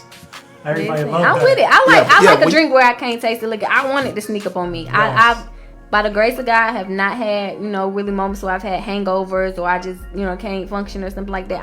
Sometimes I'm tired, but that's not necessarily from the liquor, just because I be doing too much sometimes. But I love a drink where like I know the liquor's in there and it's probably a good bit, but it don't taste like liquor. Like that's a good drink to me. Yeah. This sounds like she's describing a daiquiri shop. For real. I want to get drunk, but I don't want to taste it. I want it to be good. I don't want to know that it's I want to liquor in sip it, but on it I wanna know all it's liquor in day. it. I want to sip on it all day. That's what I'm gonna tell you. That's when we know a daiquiri good That's though. a daiquiri shop. When you go to the daiquiri shop in New Orleans, bro, and you sip on that thing all day, because as you hitting it, you like, ooh, that's Because liquor we in that went thing. to New Orleans and we brought back 7 gallons Yes, we did. of daiquiri. We did. You gotta do that though. You got We to. did. We Because offed that's them not all. available. Well, up I think. Do you have one you still got? Yes. You have what flavor do you have? I have the liquid Mary Jane. That's the green one, right? And I have the one with the spice rum. You have the watermelon. Mighty 190. I have the, yeah. but not And then the- you also got the That's the orange. That's the one I brought to the shop for us. We still got some more of that. They hitting. And what I did was because some months before we went up to the cabins in Tennessee, so it had her mom's had some moonshine cherries. So I threw the moonshine Drunk as hell. in there, bro. We was right Saturday, So bro. he's a blender. Like, listen, I Drunk as hell. had a party at my house. Yes. Party. And this guy here took my regular Hennessy and blended it with my pure white Hennessy. Wow. That's what you're supposed to do, mixed it. Tommy. No, you're not. Yes, you are. No, you're not. That's Yes, you are. disgusting. What No, it's not. they made out of two different grapes, It's and the Hennessy they white don't- is made out of grapes that the states haven't. I was just talking Stamped. about. Yeah, FDA haven't stamped those Yeah. grapes. That's why they don't sell That's it. why here. you can't get white. It's like Henny out mixing here. regular Crown with Crown Peach. You just don't do that, bro. Right. Yeah. He Somebody- likes you know what's he's crazy? a blender. He might be a mixologist in a previous life because he liked to mix everything. This is the thing. Like somebody brought me some Crown, and it was like Crown, right? As soon as you say Crown, and back in the days you only had one Crown. Yeah. But now that women start drinking Crown, that's where all these flavors has come from. You know what I'm saying? You got all type of crowns. And the lady brought me some Crown. What was it? Crown apple. And she gave it to me. I hit it. I was like, oh no, she didn't. She's like, what? That's Crown. That's not. That's you want a Henny? I was like, it's Crown apple. She's like, it's not the same. It's not. It's Well, not Crown the same. Apple is the most popular one. That's Crown definitely, apple is sweet. That is the most popular one. tastes, So as I'm everybody- drinking, I feel my femininity rising. You know what I'm saying? Like Crown apple, not it. It's so not it. But it's a lot of, men that drink That's true. flavored drinks now. That's bro. true. None of It that shit. is. It You is. say you don't Let's drink. not be biased. You say But you don't know drink. what's going Hold on in times too, so you're not even. Let me ask you this question. Check this out. out. You say you don't drink, but if you did, outside of your drink, what drink would you? Yeah, I would you used to drink. My drink was, I was an 1800 person. And Straight Sprite. shots or mixed? Sometimes shots. 1800, I'll take straight shots. Bro, I want to go out with you. I know you get teased. Anybody He I know don't that drink drink. no more. He said he don't drink. When they listen, let me tell you something. When somebody say they don't drink no more, No. That and means then they say, overdid it. and then they say, my tequila? drink was Yeah, 1800. I see why they don't drink no more. Yeah, any That time a shit person get say you. tequila is my drink of choice, I know you. I turn like up. That shit get you tequila. lit. Now, I know like you Don turn Julio up. if I That's do what I'm tequila. saying. Oh, Don I Julio. love I tequila. particularly like Don Julio. Okay, Don You know what I'm Julio saying? good. Yeah, I like Don Julio. What's Just your got that smooth. Casamigos, the trend now? You Oh fuck yeah, Casamigos. I took two shots of that fell I think asleep. it's overrated. Really? but Yeah, that shit I don't is drink strong. Yeah, my tequila, brother though. like it, and It's I 100% I think it's overrated. tequila. I think yeah? it's overrated. 100%. you think it's overrated? I think it's over. I think it's just a popular thing. Everybody's kind of on it right now. Kind of like when Crown Peach came out. Everybody in their mind wanted to buy Crown Peach. I just think it's just a popular thing. It's Not overrated. the drink that is overrated. The liquor that is definitely overrated is Hennessy. Yeah. Hennessy is super overrated. Until you go VSOP up there, XO, Yeah. When all you that paying bottle $40 shelf shit, a shot. all that bottle shelf shit, that shit trash. Hey, Remy It's is trash. underrated though. Remy White is good though. Remy is underrated. 1738, that's underrated. 1730. Remy White is good though. So tell us about you, man. You come to Atlanta. What brought you to Atlanta ultimately? First off, COVID shut down New York. The whole city was shut down. We heard about it. So I was out there just walking around not doing nothing. And then I got friends in Atlanta. They was like, yo, come to Atlanta. It's lit out here, I'm telling you. But I was so stuck in New York. I was like, nah, I'm chilling. I ain't going nowhere. But then I got on the Greyhound, came out here, and then my friends out here started touring me around Atlanta.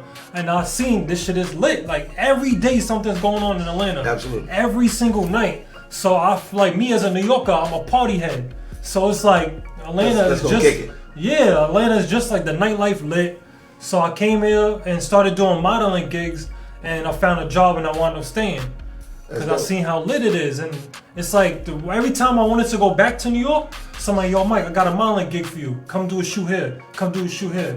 And then I was Opportunities kept. I was like, yeah. I was like, fuck It makes no sense. I ain't going home. It makes no I'm sense. here. Now, are you one of the first out of your family to leave New York, or do you have cousins, siblings? Yeah, they left New York. I got cousins in Virginia. Okay. And I got Virginia, cousins. that's normally the move for Yeah, people in New yeah, York. yeah. DC, Yeah, Virginia, yeah, maybe yeah. Philly, some Yeah, shit like that. all that area. Jersey's next door, so that's Yeah, like that's like going to 10 South minutes Carolina. away. Yeah. I So, got but you. yeah, I'm the first one to come to Atlanta and really like. Set the tone, bro. Yeah. Set the tone. Yeah. That's what I did 16 I was years gonna say ago. he's saying that because that's your story. Yeah, I'm out. I'm busting out this joint. The reason why is because if you recognize something's not giving you what you need, Yeah. like you putting 40 plus your life, you become a resident or you birthed into residency somewhere, Yeah. you give your life to it. Yeah. And if that city can't give you back what you putting into it, you got to get the fuck out of there. Yeah, that's true. You got to go to a place that's going to give you what you giving it. Hey, it's a lot of ain't New getting York what it's people that's supposed to coming get. down to Atlanta too. Like, it's a lot of people That's moving because to Atlanta is period. an easier Yeah. transition for a But lot of it's a people. lot of people from New York in specific coming to Atlanta, like Because they Because like you because said, they- it's an Why? easier transition. It's a part you Yeah. still and get they that like the party nightlife. life. They like what Atlanta You is. still What get the Atlanta turn is up, starting and to you do. get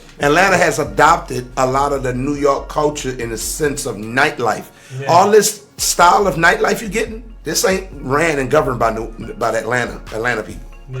Atlanta people real chill. They Yeah, I can rather see not. that. Yeah. And Atlanta people, all the hole in the wall spots. They not saying that they're not high tier, Yeah. but that's New York. New York is bringing that. New York has been bringing the party and bringing that New York, but they getting it at I could get this plot right here for $3,000 a month. Where in New York I'm paying $7,000, Yeah. and then we doing it in the basement. And then you know what I'm saying? Yeah. So it's like shit. Like we about to bring this all that bottle shit and all that. That's New York vibes. Rooftop parties, that's New York vibes. Yeah. You dig what I'm saying? Yeah. So when you come in, you feel like you home in a sense. You feel what I'm saying? Yeah. You're like, I'm kind of home in a sense a little bit as far as the feel. yeah, I never been to New York, so I'm it's like Well, totally foreign. because I grew up on a lot of the Probably music would, yeah. and you know being a barber, working with a lot of those guys over the years, I've heard the stories about it. You see what I'm saying? And I'm just a big fan of hip hop, so I could see how the transition.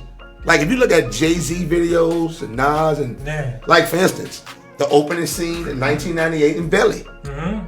That's what all our clubs look like now. Yeah. Yeah. You go in the club, It's all lounge. it all look like that open steady. Oh, you ready? What's going? Like it's like Saying that again? no.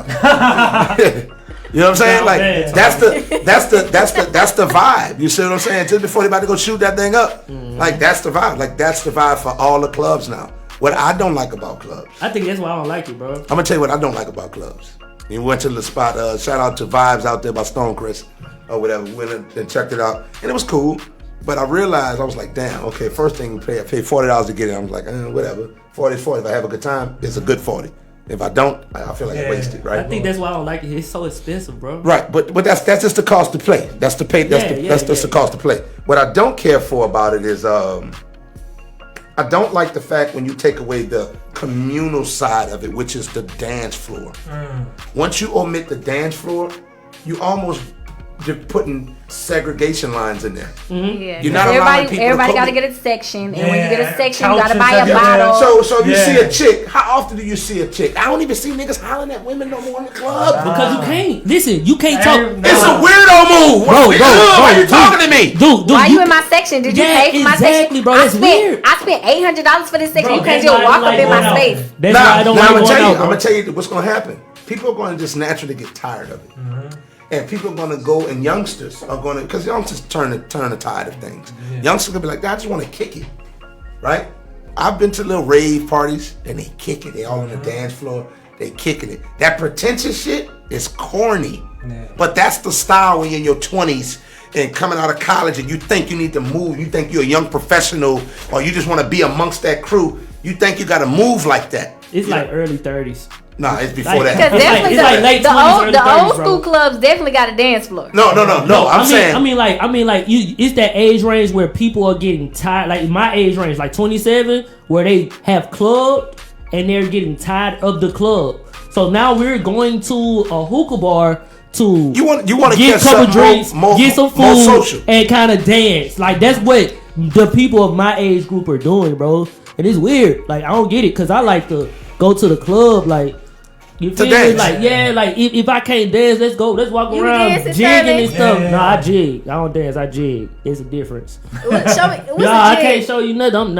I jig. You gotta be in that. He gotta have that oil in his system. Yeah, he gotta get one of these nutcrackers in his system. Go ahead, let me see what it So what's one based off? Let me ask you this: based off of our character and our style, what you've seen so far, what drink you think best suits us, and we'll drink it? I say Georgia peach. For who? You a dark person, so I'll probably say like the fruit roll up. All right, let me get that. Send it over here. All right, what about Sterling here? The Wild Child. What's your favorite drink? What you mean, like liquor or like juice? Liquor. Depends on the moment, but like usually something brown. Like what you think his favorite drink is based on what you know about, what you learned about him. Oh no, he said I like to get teed, so I'm thinking more like a. You said brown, more like a Cavassier person. Yeah, like you said, the brother Pastor. He's a Maker's Mark type of guy.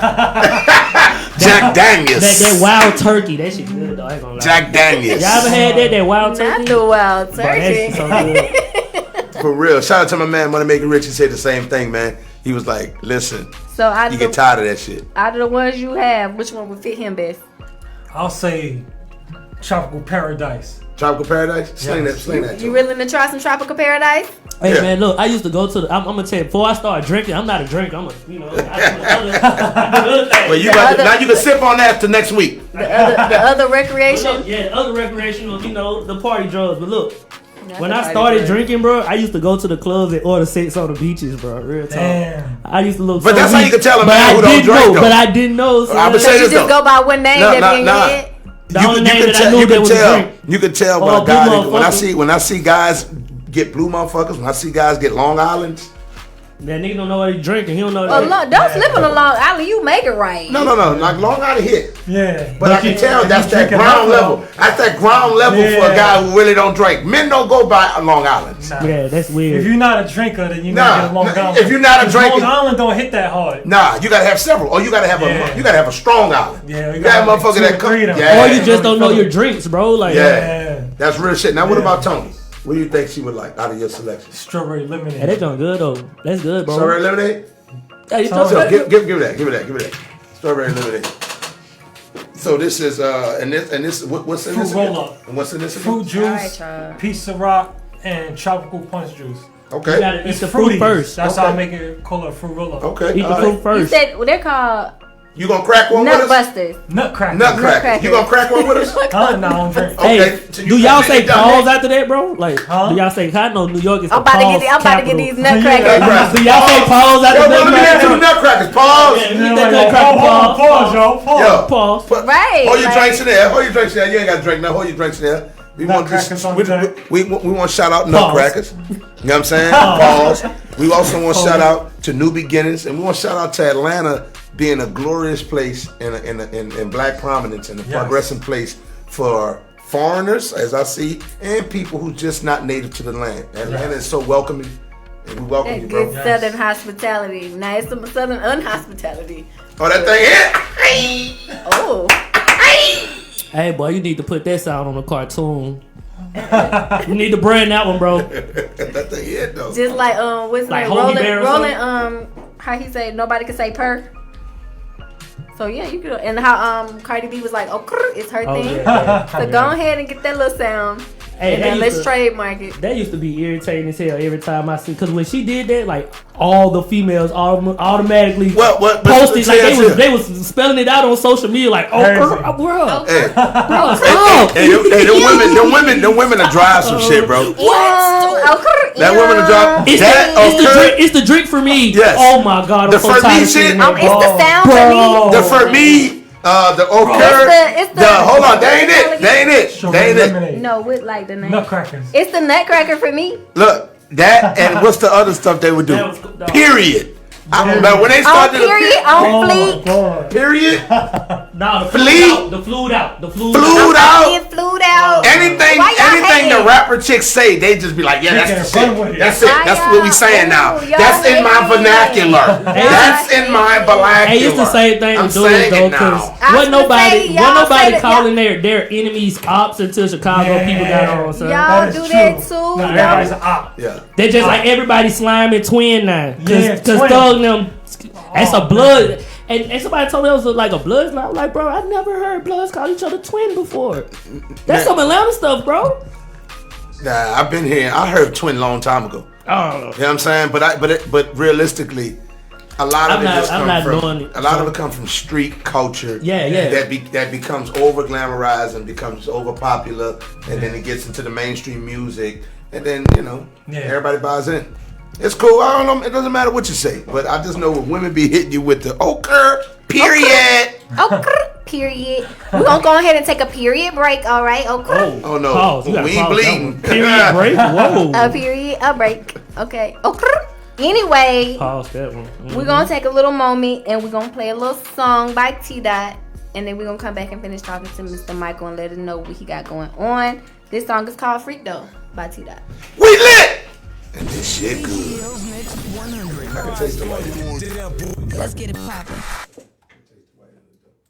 With another one. I think for me, when I taste white, it just brings me back. With another one.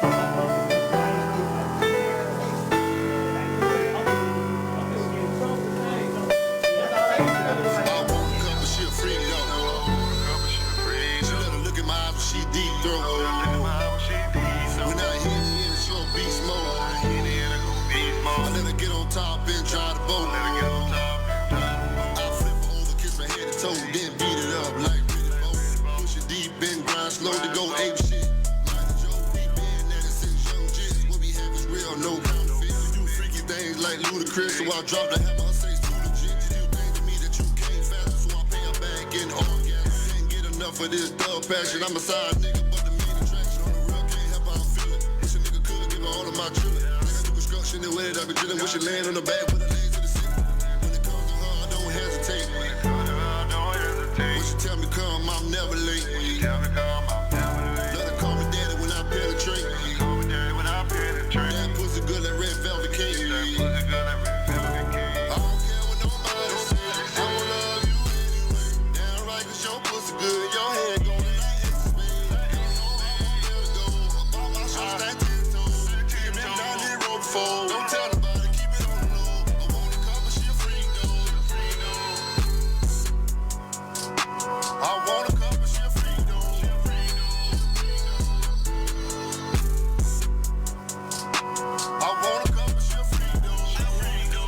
free though. Shake her ass like a free throw.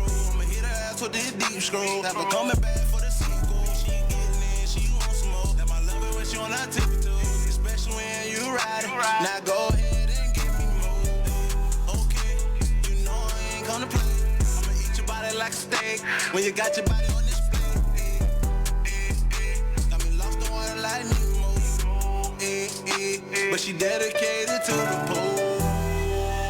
She a free though, that's why I fall with her. Free cold, that's why I fall with her. She a real bitch and a go-getter. He got a man, but she love a nigga. Got a man, but she love a nigga. But when she with me, she like fuck that nigga. I don't care what nobody say. I will love you anyway. Damn like you show pussy good in your head going like it's a spade. Hell no, I won't let her go. About my shoulder, stand 10 toes. Been down this road before. Don't tell nobody, keep it on the low. I want a cup, but she a freak though. She a freak though. I want a cup, but she a freak though. She a freak though. She a freak though. She a freak though. I want a cup, but she a freak though. She a freak though. She a freak though. She a freak though. She a freak though.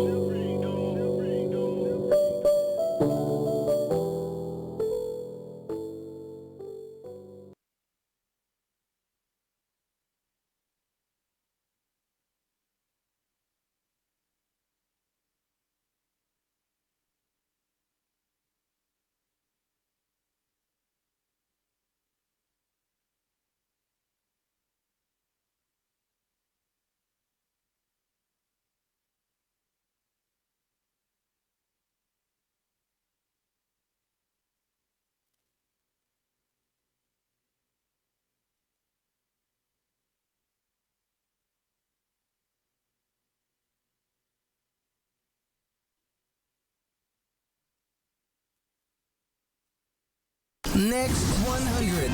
Stand up. Get it pop right now. Atlanta's home for hip hop and R&B. Number one station for hip hop and R&B. You know what the deal is. ATL's Next 100.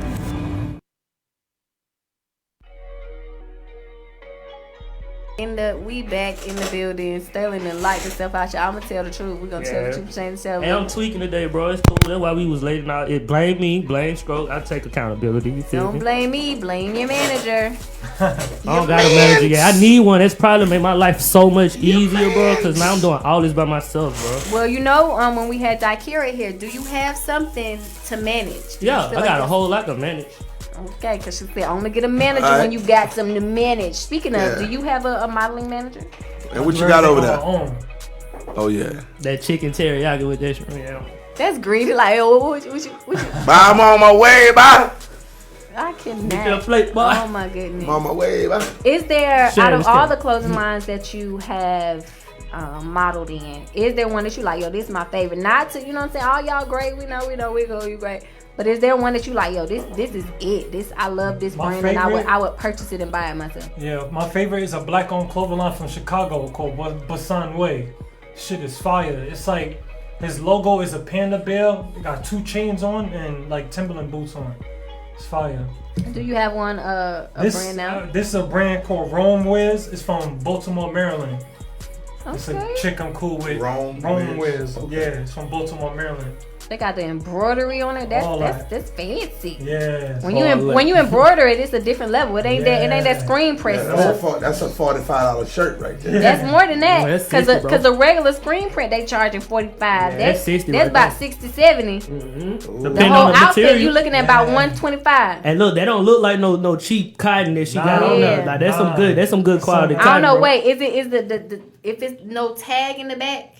And she doing like ghost tagging, then she definitely she charging, because you could take the tag out and put your logo in the back. Oh yeah, she put her logo on it. It look dry. It look like it's dry clean on. I don't know about that. That's look. I gotta. It like this dry clean on it, bro. I wouldn't put that, like, trust that in the washer. I watched it before. I was gonna say, that's going in the water. One, it's stitched on. That ain't. Yeah, but it's like the fading of the color, like you. No, that mean if your clothes fade, you don't know how to wash your clothes. That's personal. No, all right. That's personal. They ain't got nothing to do with. You said, I fucked up.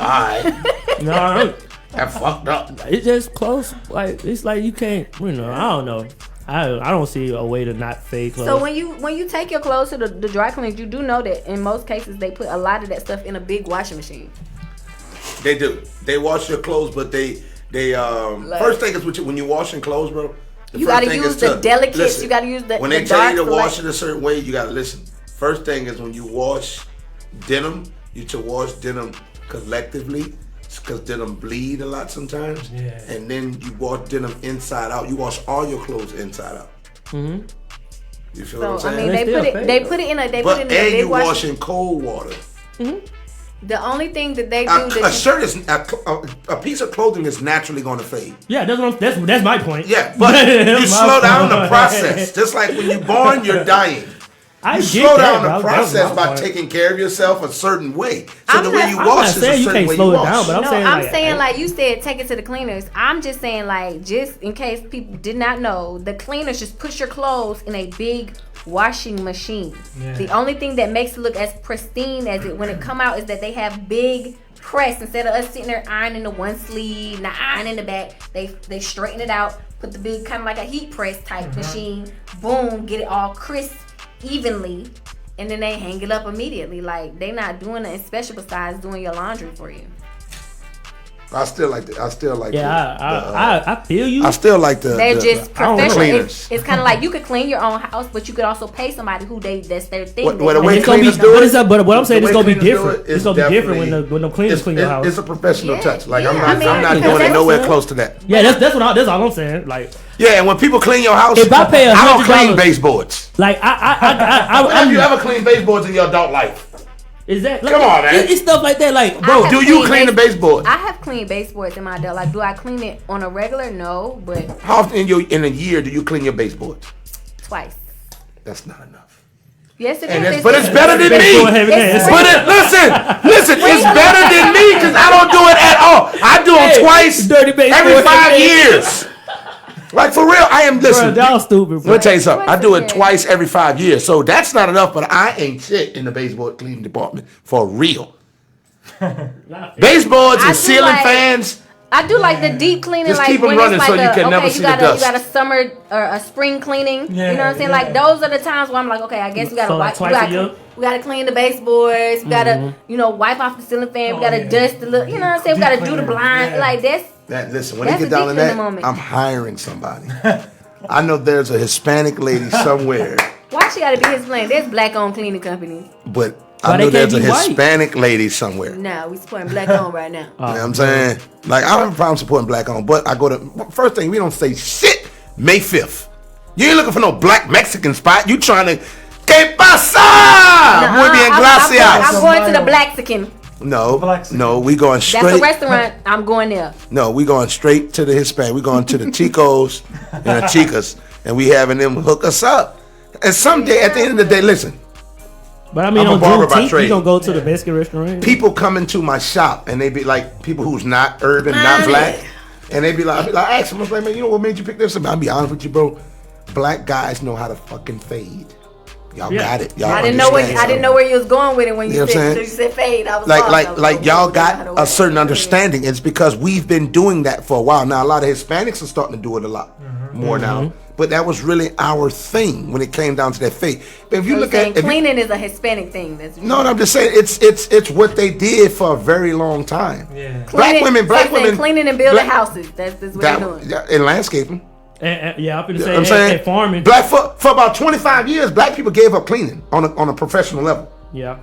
Because we did it for the mouth. In the 80s, we stopped cleaning in the 70s.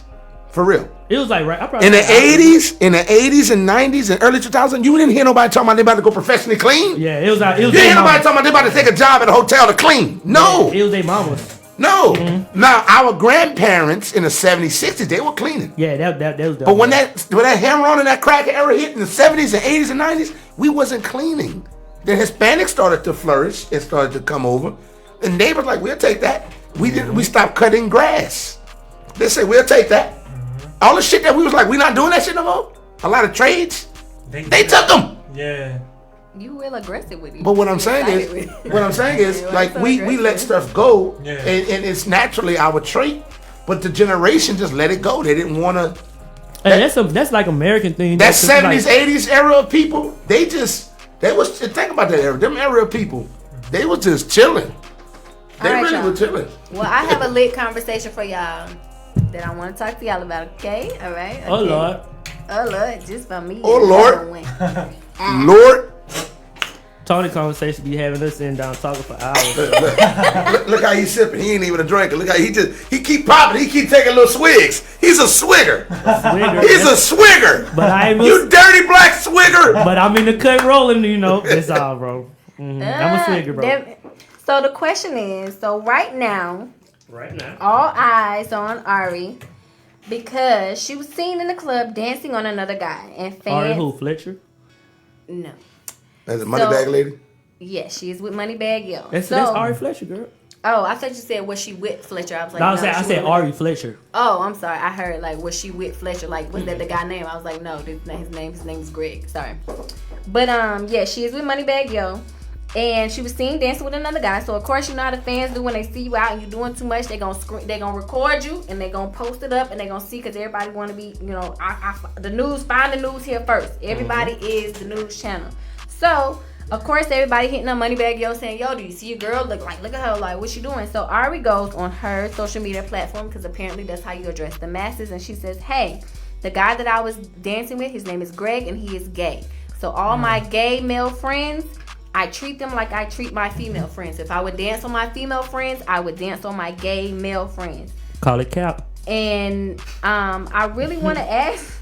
I really want to ask y'all. Wait a minute. Go ahead, ask. I really want to ask y'all the question: is if a girl dancing on a gay man the same as dancing on a gay girl? After I hear y'all opinion, I'll tell y'all what Moneybag Yo has. Why gotta be a gay girl? We're gonna let the guests answer that first, and then we'll start with the lady in the room, and then we'll work our way. Okay, cool. Well, let me get an explanation of the question. You said, is it better to dance with a gay man or a gay girl? Is it the same thing? Because she's saying it's the same. If the guy is gay, it's the same as dancing with her girlfriend. Because girls dance on girls all the time. That's what we do. Okay. So she's saying if the guy is gay, it's just like that dancing on her female friend. He's gay. He ain't into her. That's her guy girlfriend. You know what I'm saying? So she's saying it's the same. So I'm asking y'all. When you think about it, is it the same? If the guy is gay, whatever you do with her female friend, can she then do with that gay male friend? All right, what the order was? It's not the same because at the end of the day, he gay or not, he still got a dick. There we go. So it's and like, he get hard. Thank you. Let him finish. Y'all can't interrupt. So it's like he still got a dick. So it's like she dancing on him. It's like that's not. First of all, you shouldn't be in a club dancing on another dude, period, if you got somebody at home. Right. Yeah, first off, you shouldn't be in a club. I'm sorry, I didn't want to cut you off. No, you good. Some more?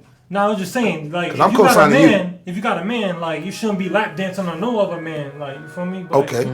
But can she dance on another girl? If you have a man, if you have a man, you should watch how you move, period. So since we use that word, and a lot of women like to use the period, at the end of the day, respect them enough to be like, you know what? Maybe we had our private party or something or however. I don't have to do like that. You don't have to do certain things. And I think in the time we live in now, it's like I do what I want. And I can give an explanation for why later. You can, but that just shows morally you out of pocket. You dig what I'm saying? I get we all come from a certain kind of environment, but if you dancing on a guy and he's gay, he still has a penis. And these guys nowadays, they switch hitting. They're on the fence with it. So they doing both, right? That's my thing. And women are dealing with gay men. That's been in the record books. They do that. Especially here. They do that. Especially so here. That's not enough for me to be like, all right, I'm cool. And just because she's a woman, women deal with other women. Facts. So if you grinding on a woman, gyrating, and y'all BFFs, I already think BFF fuck anyway. You might turn me. You might turn her on more than you turn me on because girls are like that 21. So my thing is, why you have to dance sexually with someone you're not sexual with? Now, if you're not with anyone, you could sexually be. That's almost like flirting. Why would you be flirting with somebody that you're not? You know what I'm saying? Like, why are you opening? I was just doing it, but why? All right, because we do shit for a reason of advancements, whatever that reason is. If you gave me a legal, like if you was a stripper and you was flirting, all right. If you was a stripper and you on social media and you flirt with niggas, Even if you got a guy, I get it. I see why you're doing it if it makes sense. If you navigate them to come to the club and they spend more money and they tagging you, I get it. Yeah. And then you spend that money on me and us, I get it. That's real. But if you flirting to advance outside of business for a personal gain, now you out of pocket. Yeah. And you shouldn't be doing it. All right. Okay. Well, Sterling, go ahead and run it. my turn? Yes, all right, so I basically second both of the things that my boy said here. One, most of the dudes that claim to be gay are not really gay. And I know most of the dudes that claim to be gay be smashing them girls, son, when they be mad at their boyfriends and stuff. Like, after the club, both of them drunk and both of them want to have sex, that happens. I know it happens because I know people that I know that happens, right? Boom. That's one thing. So I don't trust that. You feel me? Well, Cardi B said it. You know, she said they would have threesomes with trannies, and so she said it. Whoa. Now I'm gonna say this. Offset? You know, she said that. No. When she was stripping, when she was dancing. Okay. I was gonna say don't do not Offset. No, not Offset. Not Offset. She said when she was dancing, she would do that to guys. She would play guys like that, and her and a tranny or whatever. She'll call her friend up. She'll leave the club. They'll do something with a guy, and now this guy has had a sexual encounter with a guy, but he don't know. And then they extort him. And then they extort him and that type of thing, right? And you know what's crazy? When she said it, she didn't get no flack for it. Like, nobody really rolled down and said that. Ain't nobody want to counsel her. And ethically, that's wrong. Morally, a couple people tried. No, they said she had to go through. She had to do what she had to do to get where she was going. No, that's what they said, bro. They really was championing her moves. A couple people tried, but it didn't go hard. Like, I'm not saying you're right. There are a lot of people like, yo, it had to be that way, whatever. But there were a few people that were against it. It just didn't hit. But you know why? It didn't stick. Because like, nobody don't care about no man. Yeah, true. You know what I'm saying? We care about life in society. That's why men had to care about themselves. Because in society, honestly, they care about children and women. But I think that's what's going on right now too. We still need to hear Sterling's. Go ahead. Yeah, but I'm gonna catch on what he said. Like, men caring about each other. That's what's going on, bro. Because I think we care too much about ourselves, and it's making a lot of niggas turn into bitches, bro. Real talk. But yeah. So that's the first thing. Second thing is not different from dancing on a girl, because I think 95% of females are at least bisexual or at least bi-curious. So I feel like you do that with your girlfriends to turn each other on, just like you feel me, you would do it to your man to turn him on. So I feel like it's like kind of the same thing, but not it's a man and a woman, but it's different, but it's the same thing. Listen, my whole thing is I agree with what he said earlier. Like, if you gotta go publicly to explain something, you probably shouldn't have did it, bro. And I'm just like lifeless. It's like, if you have to explain your actions because your so somebody else get it, you feel me? Like, when you do it, it shouldn't be explained. Like, real don't have to explain. But see, you wouldn't have to explain nothing if you don't have an action that is leaking out and showing yourself poorly. You wouldn't have nothing to explain. Or if just go there, enjoy yourself, kick it, and vibe, and you know what I'm saying? Yeah, or if it was something that you did that you didn't mean to come across like that, you wouldn't have to explain it. Now check this out. I'm gonna say this too. I'm from the land of pee-popping, New Orleans, where bounce is crazy. I've seen women who had the drug dealer boyfriend, neighborhood superstar couple, and she was the hot little chick, maybe did the braids in the neighborhood or whatever, and a nigga tried to get up on her and dance, and she was like, shit, push him off, like, man, you tripping, man, my man right there. Oh, you tripping? She like, man, you know what I'm saying? I've seen women shut that shit down, like, nah, bro. Like, this is what I do, but nah. My sister shut it down. New Orleans is a different culture too, though, because when they pee-pop and when they dance, they don't really dance on people. Yeah, it's not really an invite. Yeah, but like here, they dance on people. Like, they dance on the girls. Yeah, like, they don't want to dance unless they feel something, unless they dancing against something. That's it's weird. It's different. It's just like, this is what we do. This is a part of the calisthenics. Yeah, because I remember one time I was in New Orleans. I was 16 years old, bro. I went to a house party. And I'm coming from being in Alabama, going to Kappa parties where girls shake their ass, you get behind them, get a little dance for a song or two, and then she stop dancing, you go on to the next little girl, you feel me? Bro, I seen all these girls pee-popping, bro. Mine was a teenage party. Bro, I hopped behind one of them, bro, and she turned around. She ain't checked me, nigga. She turned around and punched me in my stomach. Damn. I said, bitch, what the? Then I remember I'm in New Orleans. These little 14, 15-year-old niggas got Uzis. Yeah, they don't play. Yeah, they was shooting. But I've seen that so many times. So I was times. like, I can't even check you like I want to because you're a female. I've seen that so many and I don't want you to go get your partners and it be a whole nother. I'm gonna take that. All right, boom. I can't dance on girls in New Orleans. Yeah, I mean, in Rome, you do as they do. Like, in some places, you just got to recognize that, sometimes it's just the culture, of it all. It's not really an invite. It's just, this is what we do. You know what I'm saying? So, I want to hear Tony's statement, though. But what's your take? What did her man say about this? The testosterone always outnumber Tony in this situation. When we talk about stuff like this, it's like she always get jumped by. You know what I'm saying? So Moneybag Yo says he's unconcerned and he's not insecure. So he's saying, whatever she was doing, she cool, she good, they good, their relationship is good. And he probably knows the gay dude. He probably I'm been pretty in the sure house. he do, because my partner don't be with them. I'm pretty sure he do. Yeah, he probably know the gay dude. He's like, man, I ain't tripping on that shit. You know what I'm saying? If you got a gay partner and y'all hang out, and I saw it, they'd be like, dude, man, you seen Tony? And I'm like, yeah. They'd be like, but what, man, get out of here, man. But you want me to be mad at my girl? Yeah. You want problems in my house? Don't call me about, don't call me. You don't stay here. Any of that. You dig what I'm saying? And it's the real know when to step up and have a real conversation. Club. You can't even get in. You know what I'm saying? Like a real know how to step up and have a real conversation. You dig what I'm saying? Like if me and this man kicking it, and I know his lady like to move in a certain area, I'll be like, yo, man, we gonna go over here. He'd be like, I ain't never been in that spot. Shit, come with me. Mm-hmm. We might share, we might not. But I know in the past, out of 3 times I've been, I've seen her twice. So we're gonna roll a dice. And then when you see, he be like, yo, man, I'll be like, yeah, I saw it last week.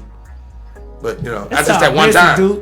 Just that one time. No, because you have to put a man in position. You can't tell a person about something that they don't see themselves. If I tell him his lady not it depends on, my relationship is relying on who he is as a person. Mm-hmm. Now, as much as I know him, he might show me what I think I know of him, but he might show me another side. Shout out to, when you speak on that, shout out to Jen Thomas, because she just did something on her Instagram talking about, you not telling your best friend, your homegirl, your homeboy about what they person is doing, because, that breaks the relationship. Because one, it could leave that feeling of like, dang, I feel stupid, and you found out me feeling stupid before me. So then that breaks your relationship. Nah, you lying. No, especially if they're not ready to deal with the reality of whatever that is. It's only going to hurt your relationship. And you got to think about questioning motives too, because a lot of people do. They trying then it's to get at your person. Right, and then she was like, "No, you just trying to break me up. You was never happy for me." And God forbid if your man or your girl is a whore and you know how they move.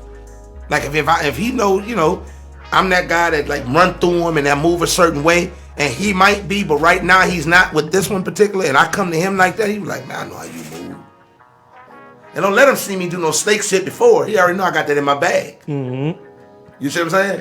But if you my mans and you see something, my girl doing something, then I'ma listen. Like, yo, my homie told me, all right, cool. Check that out. Tony, I want to know your story, but I have an anecdote about this, bro. This is just a certain gender way you handle bro, in high school, bro, one of my best partners, right? He started talking to this chick. And I'm new at the school, so it's like, boom, I'm at the school, boom, everybody get to know me because I'm the new dude with braids and with the brown eyes, all that, right? Boom. Smart class, on the class, all that.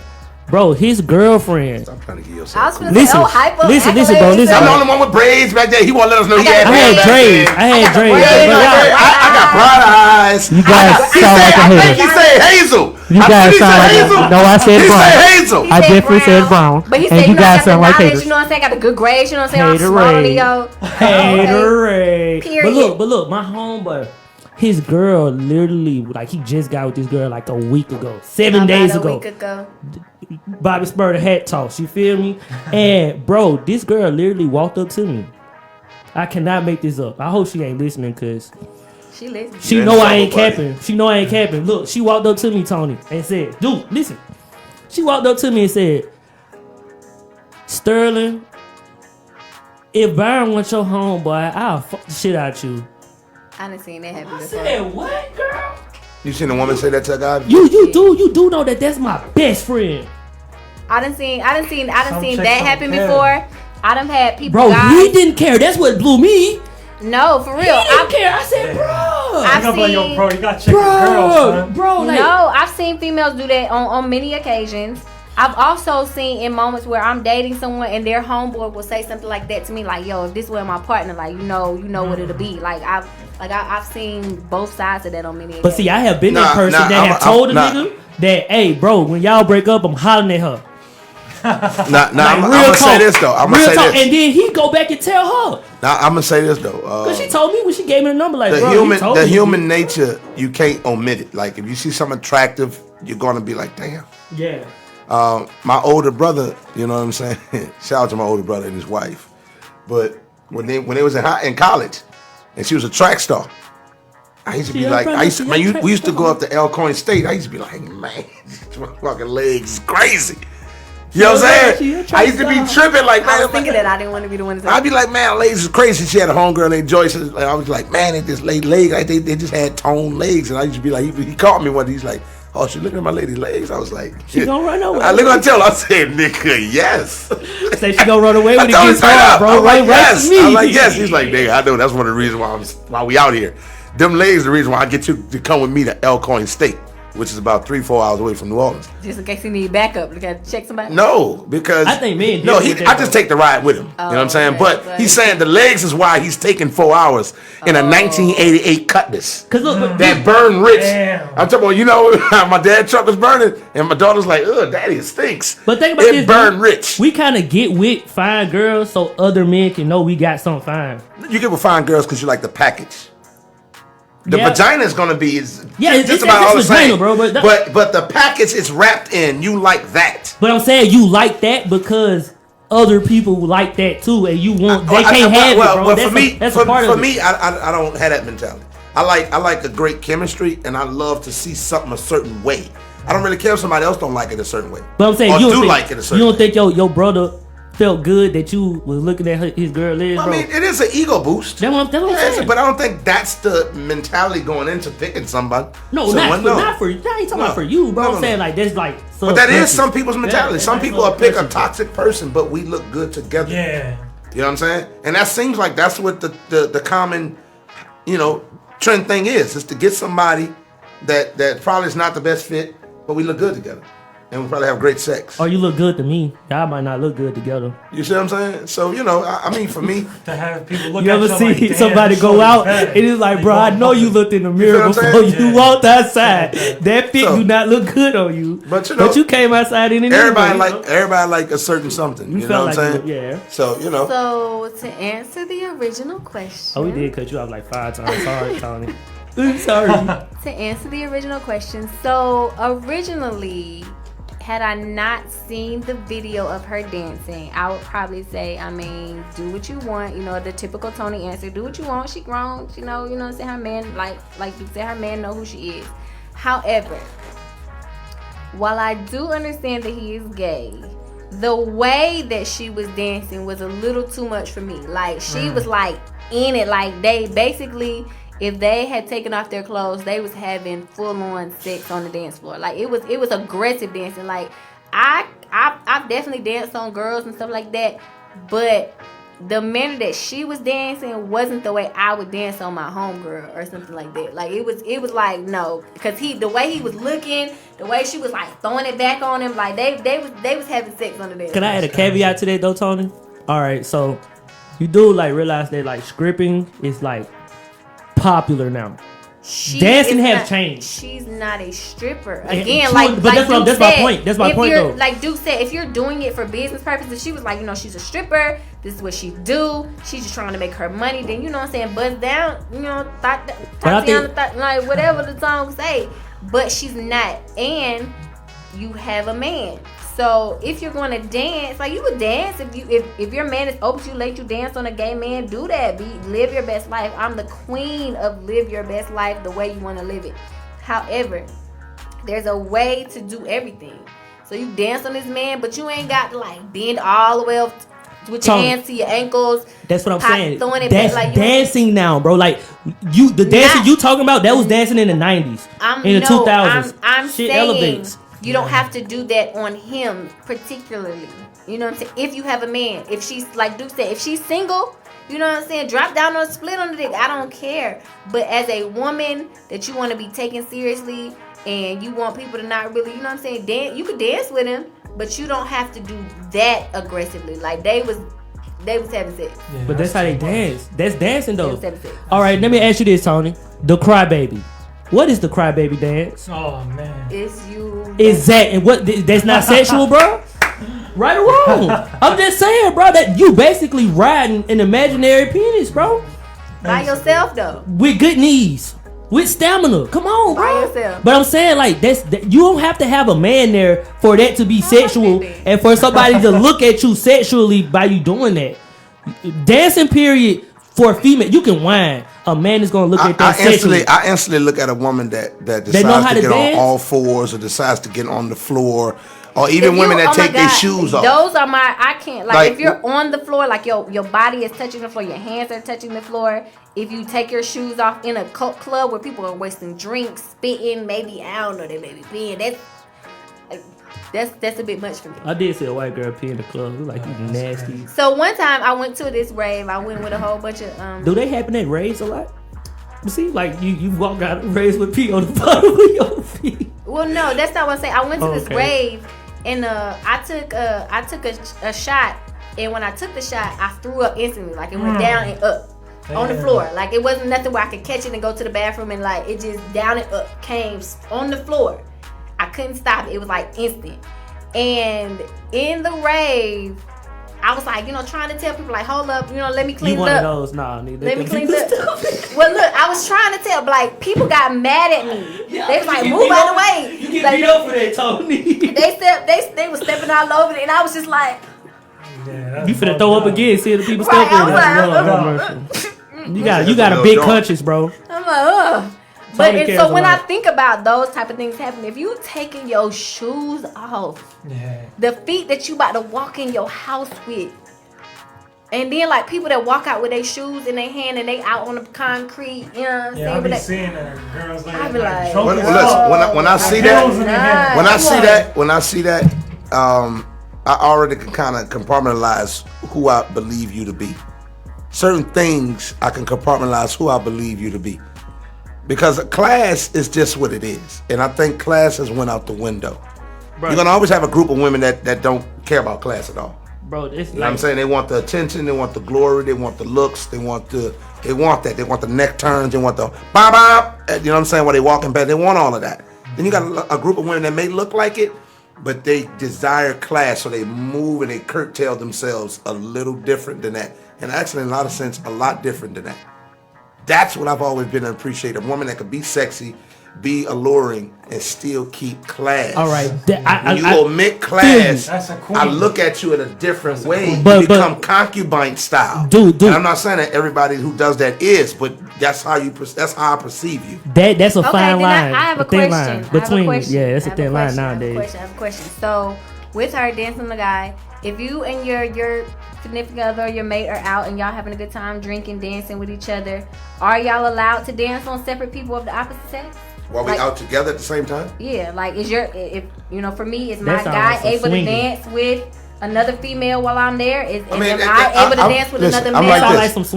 in the new age dancing life. I'm cool with it, but that also takes two people being cool like that, because the thing is, once you start dancing, it's a mild form of advertisement. It's a Mhm. mild form of a salesmanship pitch. So when you dancing, you can't control his hands.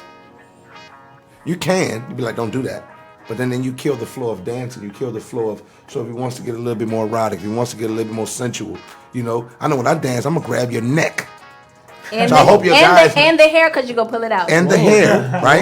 So like if I'm dancing with you and I see you got your joints. It's a funny story with it. Aggressive. That's not the only time. That's one of many. That's one of many. It's funny story. What happened was I grabbed her hair and she parted ways with her hair. She She almost parted got, ways he with her almost hair. got jumped by a gang of girls. You know what I'm saying? You snatched the wig? No. What happened was it's crazy you said the crybaby. She was down there doing that. So when I got there, I was like, do that shit. Oh, you and went to the boys. then the lesbian chick came and pushed me, and I was like, You doing too much. yeah, I'm like, what? She was like, not my homegirl. Ain't nobody gonna disrespect my shit. He pulled it. Her hair came out. So look, that's one. That's over here. Uh-huh. Then the next chick come and see, so I'm kicking it, and so I turn around and she's like throwing it on me. She's not throwing it on me subtle. She's throwing it on me like like I'm some chump. Like take his ass nigga, take this. Take this ass. So bro. I'm grabbing her shoulder, I'm dancing, and she's throwing her hair, whipping her hair and shit. And when a person featured that feature, I feel it's only right for me to focus on that feature. So she whipping her hair, and she got the long ponytail, and the shit smacking me, and I'm like, so I grab it, like the Matrix. So I'm like grabbing, I'm hitting her with the buck move. You know what I'm saying? Like a Bronco, and she just part ways with her hair. And I'm like, it's the verb. That was not me. Oh, so I started to look at my party who was with me like, oh Lord, handful of hair. You see me with braids. Ain't no braids coming. Y'all. You feel what I'm saying? Ponytail. She parted ways with her hair. It wasn't me. I didn't pull her wig off. I did not.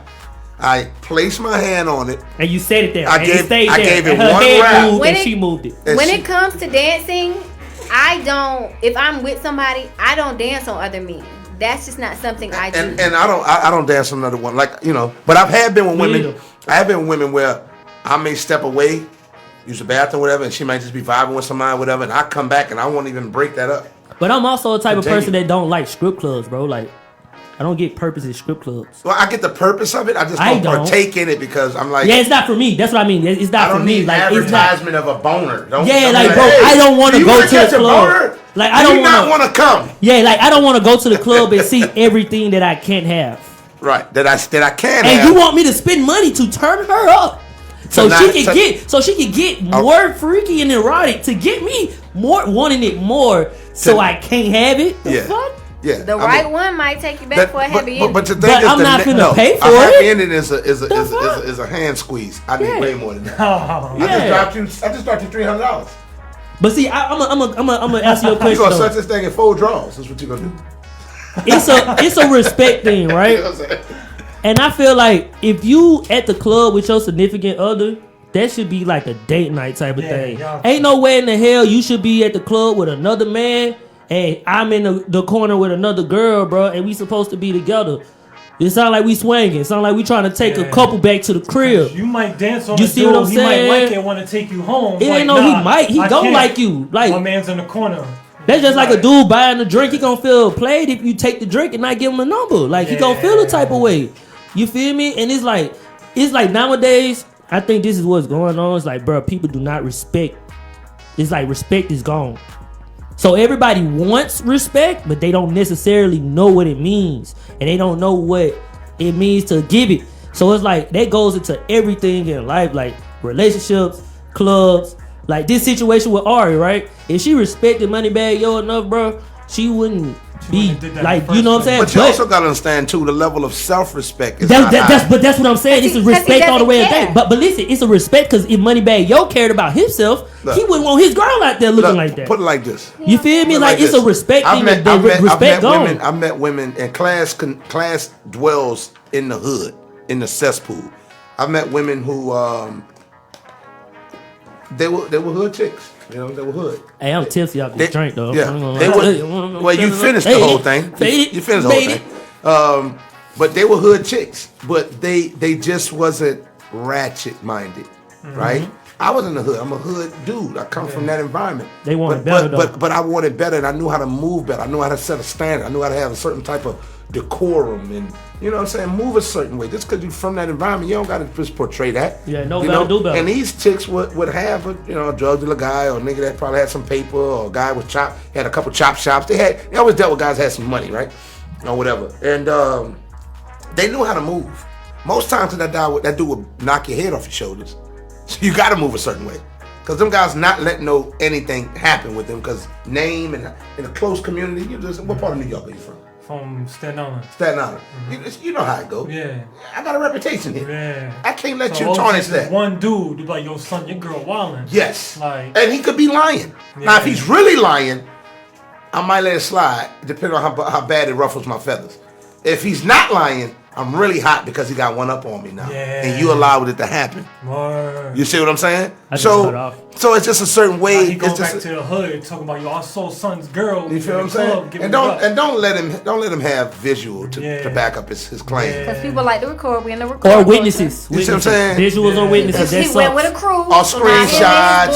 Or pictures. Or video. Don't let the witness be a part of it. You know what I'm saying? It just heightens and intensifies the situation. But one of his homeboys was the one. We got to you start can with the still, hypotheticals. hey, look, you can still have some type of etiquette to how you move. Yeah. If you feel like that's like a woman being sexy, you can still show cleavage, you still show sex appeal without being whorish. You Without, don't you know have what I'm to be saying? naked. Yeah. Like you just it's a certain way you do anything. Like there was a time when we put ham hocks in our greens. Now we use smoked turkey. But see, look, It still tastes delicious. and I We agree ain't with missing you. a beat. We lowered the sodium, is what we did. You know what I'm saying? But it's still fucking delicious. Cause like- you don't put fat back in them. You feel me? We still put a little bacon grease because that's just what we need. Cause it get a little flavor. But we ain't gonna bacon grease and pickle tip and ham hock. Nah, just a little that's bacon grease. excessive. You're doing too much. ODing. So you get the Oh my point. goodness. Etiquette, But- decorum, diplomacy. But see, that's what I think morals, y'all kind ethics. of Those y'all things. kind of miss it, and this why y'all look at me so side eyed when I say stuff, bro. That's dead, bro. Nah, Etiquette, we look at you decorum. side cause you go against Listen, everything. No. listen what I'm Listen. It's not dead. It's just not popular. But Okay, that we don't got mean it's somebody dead. on my, That live, don't they mean it's say- dead. they say all the time you don't have to be naked to be sexy. You don't, but that don't mean. All right, so I agree. I Who agree. said that? I agree. 10 toes down, ASK, right? ASK But is that stopping these girls from wearing the fishnets shirts to the club with their nipples out? Is No, that stopping anything? But see what happened is what it is What- you're getting overblown and oversaturated with social media, which is showing you the girls in Atlanta, the girls in North Carolina, South girls in Carolina. New York, They the showing you girls- all the girls. We have a global community, so it seemed like it's an influx. It's not. It's just that you could see what's going on in South Carolina now. No, Duke. It's an influx, bro. It looks like that, Bro, I be They're not outside. doing nothing that Dude, they wasn't dude. doing in strip in Freaknik. Dude, I understand that. But not in the 2000s. Dude, this is what I'm trying to tell you, right? In Freaknik, the strippers wasn't popular, bro. Like Superhead was looked at as a freak, as a hoe. I get it. Cardi B is looked at as a staple, bro. But guess It's what though? But guess what though? different. I'm gonna say this. Cardi B, the Kim artist. Kardashian. No. She got on by Listen. having a sex tape, bro. No, Listen. she got popular by having sex tapes. She got on by playing behind the scenes and being a wardrobe stylist. And Cardi B is popular She got because she's popular an by artist. being a sex. She by All right. Cardi B is an artist. What artist selling what? Megan Thee Stallion. What, Music. Clothes. Where do you see, bro? They selling sex, bro. No, we know what they sell. All right, so what you? But what we're you- No, we saying know what they they didn't sell. get on Just like rappers, specifically. Bro, no, y'all when miss she out was a, when she was a drugs that they probably didn't stripper, sell. when Cardi Y'all B miss was out a on stripper, nobody knew her. Like, I mean, she was Bro, probably a you good miss stripper it. in her area, and then she started doing music, and the music added. The stripper was just like, oh, she a stripper too. No, And she no. do music. Okay, so she's sexy. I can sell the sexy that she was already selling along with her music. All right, I'm gonna say it like this, right? If she would have stayed a stripper and never rapped, she would not be the Y'all Cardi finna B get my that we have point. today. Y'all finna get my point in a second, right? Please. 10 years ago, how many girls were selling cat? Women been selling lot. it. They was. Now I'm from New today, Orleans. Go on Chef How Highway. many? No. Now today, how many girls that you say that got class that's in them clubs in Buckhead Listen. still doing the same thing, bro? It's regular females. bro. Sterling, Money Man Show. Listen, what you're missing, y'all saying the same thing in different era vocab. He's saying all the things that you're saying that are happening now has been happening for centuries. I'm not saying that. Listen. You're not listening. You talking but not listening. You got to listen to hear so we can have a good conversation.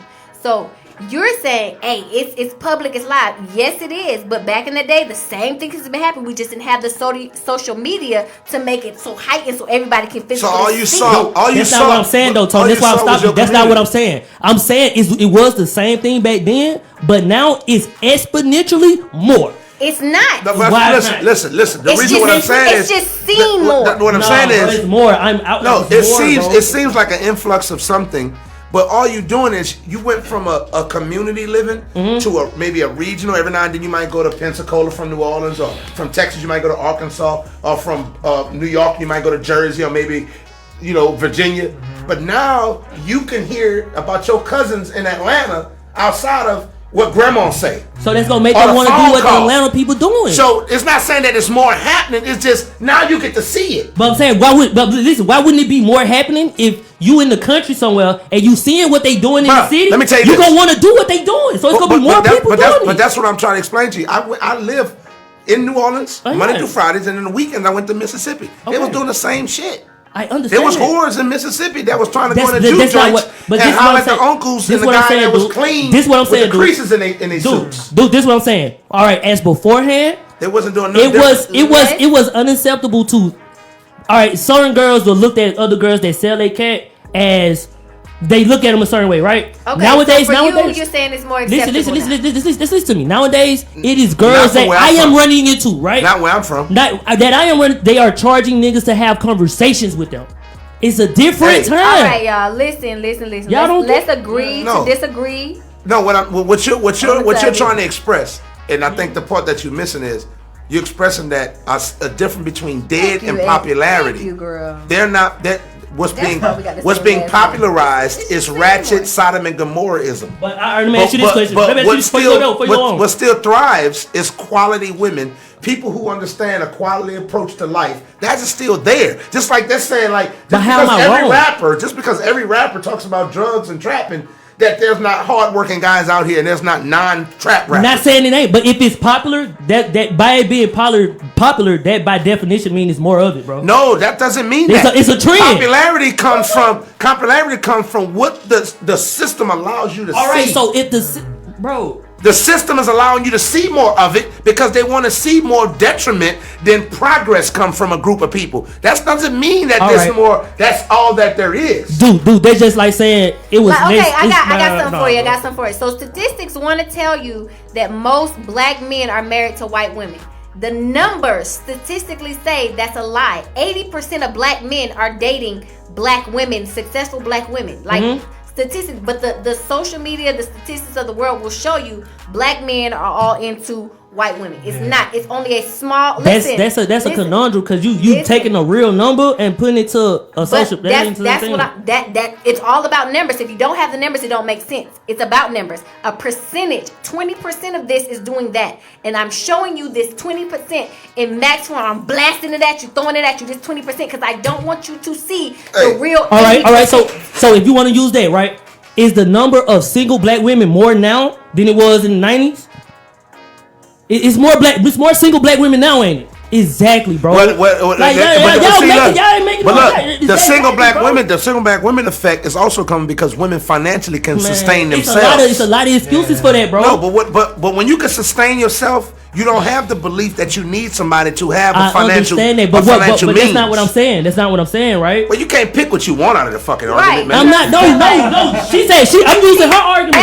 Every time we say something and we prove our point, you move the goal line. You said just because social media said but I'm saying that it's more black men that like white women. No, that was an example. You're saying now you switch it to single. No more drinks for him. He gets rambunctious. Now you're switching it to single black women. That's a different. Everybody hold that cup up. Point, bro. Me and Tony got a little something left. Look at him. Man, gone. Look at him. Y'all missing my point though, bro. All right, y'all. We're gonna move on. It's time for us to go ahead and wrap up the show. So first of all, Michael, we're gonna go ahead and get back to you. You got the Nutcrackers. I'm gonna remember it by the theater prediction. Okay, you got the Nutcrackers or whatever. How much can people buy these Nutcrackers for? $3. A bottle? Yeah. Oh, we running it. Nah. $3. Nah. Those is more. You need to sell them for. Those is more. No, it's because I get the bottles so cheap. No, we don't care. Nah. We telling you right now. We telling you right now. In Atlanta, those is easily going for about 10. They said you need to let them go for 6. They'll probably go about 8. For 6. Yeah. Straight up off the rip. Man, people been telling me it's sold for more. 3 for 10. 6. They going for 6 from this day forth. They $6. $6. 3 for 10. Yeah. The $5 is the hard price. The dollar is the gratuity. The 3 for 10 is the deal. You tripping? You New York sellers. Because people go to New York to get the cheaper clothes. No, you get the weed, all that. Yeah. That's what this is. Yeah. This is the product. Yeah. You know what I'm saying? You're the brand that they believe in. These Nutcrackers are $6. I don't want to hear 3. They're $6. Okay. No, that's 3 for 10. You can do 3 for 10. I'm saying for one, $6 or 3 for 10 is fine. But that's how you sell the deal. Could be, you know what, 3 for 10? I got me and my lady can get one, then I got one for later. You know what I'm saying? But there's some people that be like, I ain't finna through with you. So you got to tell them the one price too. You got to tell them the whole. No, you tell people the deal. People like to. I'm gonna tell you one thing I learned about it in Barbara, right? People like to feel like they getting something special. They getting over on you. Yeah. So the trick is, well, everybody, when I tell you the price, they 3 for 10. I don't factor in my gratuity. I take the hit and let you feel like you beat me, but I tell you the initial price at a higher price than I probably really want. Making it seem like you get it at my price. If you factor your tip in, then my tip is with the price. All right, y'all. They three Instead of giving for you the 10. power to tip me. They're 3 for 10 in all black-owned business. If you're looking Salesman for shit, bro. If you're looking black-owned apparel companies, brands, if you're looking for a model to go out and get the word out about your brand, Michael is ready and willing. He's booking. Call his booking agent, and they'll get you a moment with him. His price is there, so be ready to cut the check. We ain't doing no free modeling. We already did that. We already showed our proof. Check the resume on his Instagram if y'all need to see what his look like, and go ahead and cut the check. He's here and ready. Let the people know where to follow you on social media. If you got a website, if you got anything going on, My where they can Instagram is Mike the Model, MIKETHA, then Model MODEL 88. That's my Instagram. You can check me on Facebook, Michael Dickerson, my government name, or you could I'm always in the streets every day. Greenbrier Mall, Cumberland. You can find me in the streets. You on the streets. Okay, all Yeah, right. I'm out here, so- All right, he's over there, and I'm not over there in the streets. I won't run into you. Hey, we still gonna have the conversation when we get out there, though. That's fine, stuff. Now I'm looking you up on Facebook. Yeah. And I'm looking up a Michael Dickerson, and I don't think that's you. It probably bring I mean, you Michael to like Dickerson could be a popular name. So you probably bringing up people from like New Orleans and stuff. Unless too. you have somebody that you know, somebody in favor, it don't really pop up on that top tier. Did you happen to go to Garrett College? Nah, or you can use my hashtag. My hashtag is Mike the Model. Mike and Mick. Well, I'll let you follow me. Yeah. And then I'll respond. Yeah, and now we make it easy. All right, y'all. Thank you so much for tuning in and having a great time with us. I think this is a great show. We had a lot of conversation about a lot of interesting things. The Litt Network. So, let me ask you something, man. How do you like what we do here? Nah, it's lit. You love the vibe? I see why y'all call it the Litt Network. Cause y'all have so please keep in mind, the Litt Network stands for living in today's time. It is. But and y'all living in the past. But it's a double entendre because it also means turning up, having a good time. Yeah. In the present. Living in the moment, being present, in the now. So it has the duality to it. It has a double meaning, you know what I mean? And we definitely appreciate you coming out, man. I'm always excited when I hear imports, coming from somewhere else and make Atlanta their home, because that was my whole walk 16 years ago. Yeah. And it's crazy because with social media, and I look at people now, I'm like, man, when you come to Atlanta now, we almost got a digital, printout layout of how this shit goes. Yeah. When I got here, man, you just had to listen to the radio and see what was popping, and then build relationships organically. Now you could just go on social media and be like, oh, you shit. go on Instagram, just hashtag Atlanta and a million people will pop up. It's crazy, and you'd be like, this is what's going on? Yeah. But that's for anything. DC, Dallas, social media LA made the world so much easier. It made a global community is what it did. But that's what I'm trying to tell y'all. Like, how is since we got a global community, how is things the same like the 90s? We ain't finna get started up. We gonna wait till after the show. We gonna it's definitely in its modern state. How is not more people? That's all I'm saying. All right, y'all. Shout out to Michael for coming in and rocking with us. Always remember today, tomorrow, and always stay living in today's time, because we lit. Yeah, it's lit, it's lit. Yeah, hey, yeah, it's lit, it's lit, it's lit. And like it ain't lit, L-I-T-T, L-I-T-T. And like it ain't lit, yeah, it's lit, it's lit, it's lit, it's lit. And like it ain't lit, L-I-T-T, L-I-T-T. And like it ain't lit, yeah, we lit, yeah, we lit, yeah, we lit, yeah, we lit, yeah, we lit, yeah, we lit, yeah, we lit, yeah, we lit, yeah, we lit, yeah, we lit, yeah, we lit, yeah, we lit, yeah, we lit, yeah, we lit, yeah, we lit, it's lit. Cut the radio up, grab the phone when the live on. This the latest station in the nation, get your mind blown. Monday from 9/11, causing hectic 9/11. You ain't heard about from word of mouth. Come here, let me tell you. We got Tony on the mic, good celebrity at ATL, and we got Duke plus my dog Omar as well. It's a lituation every time you cut the station on. It's the Litt Network here, but we taking off.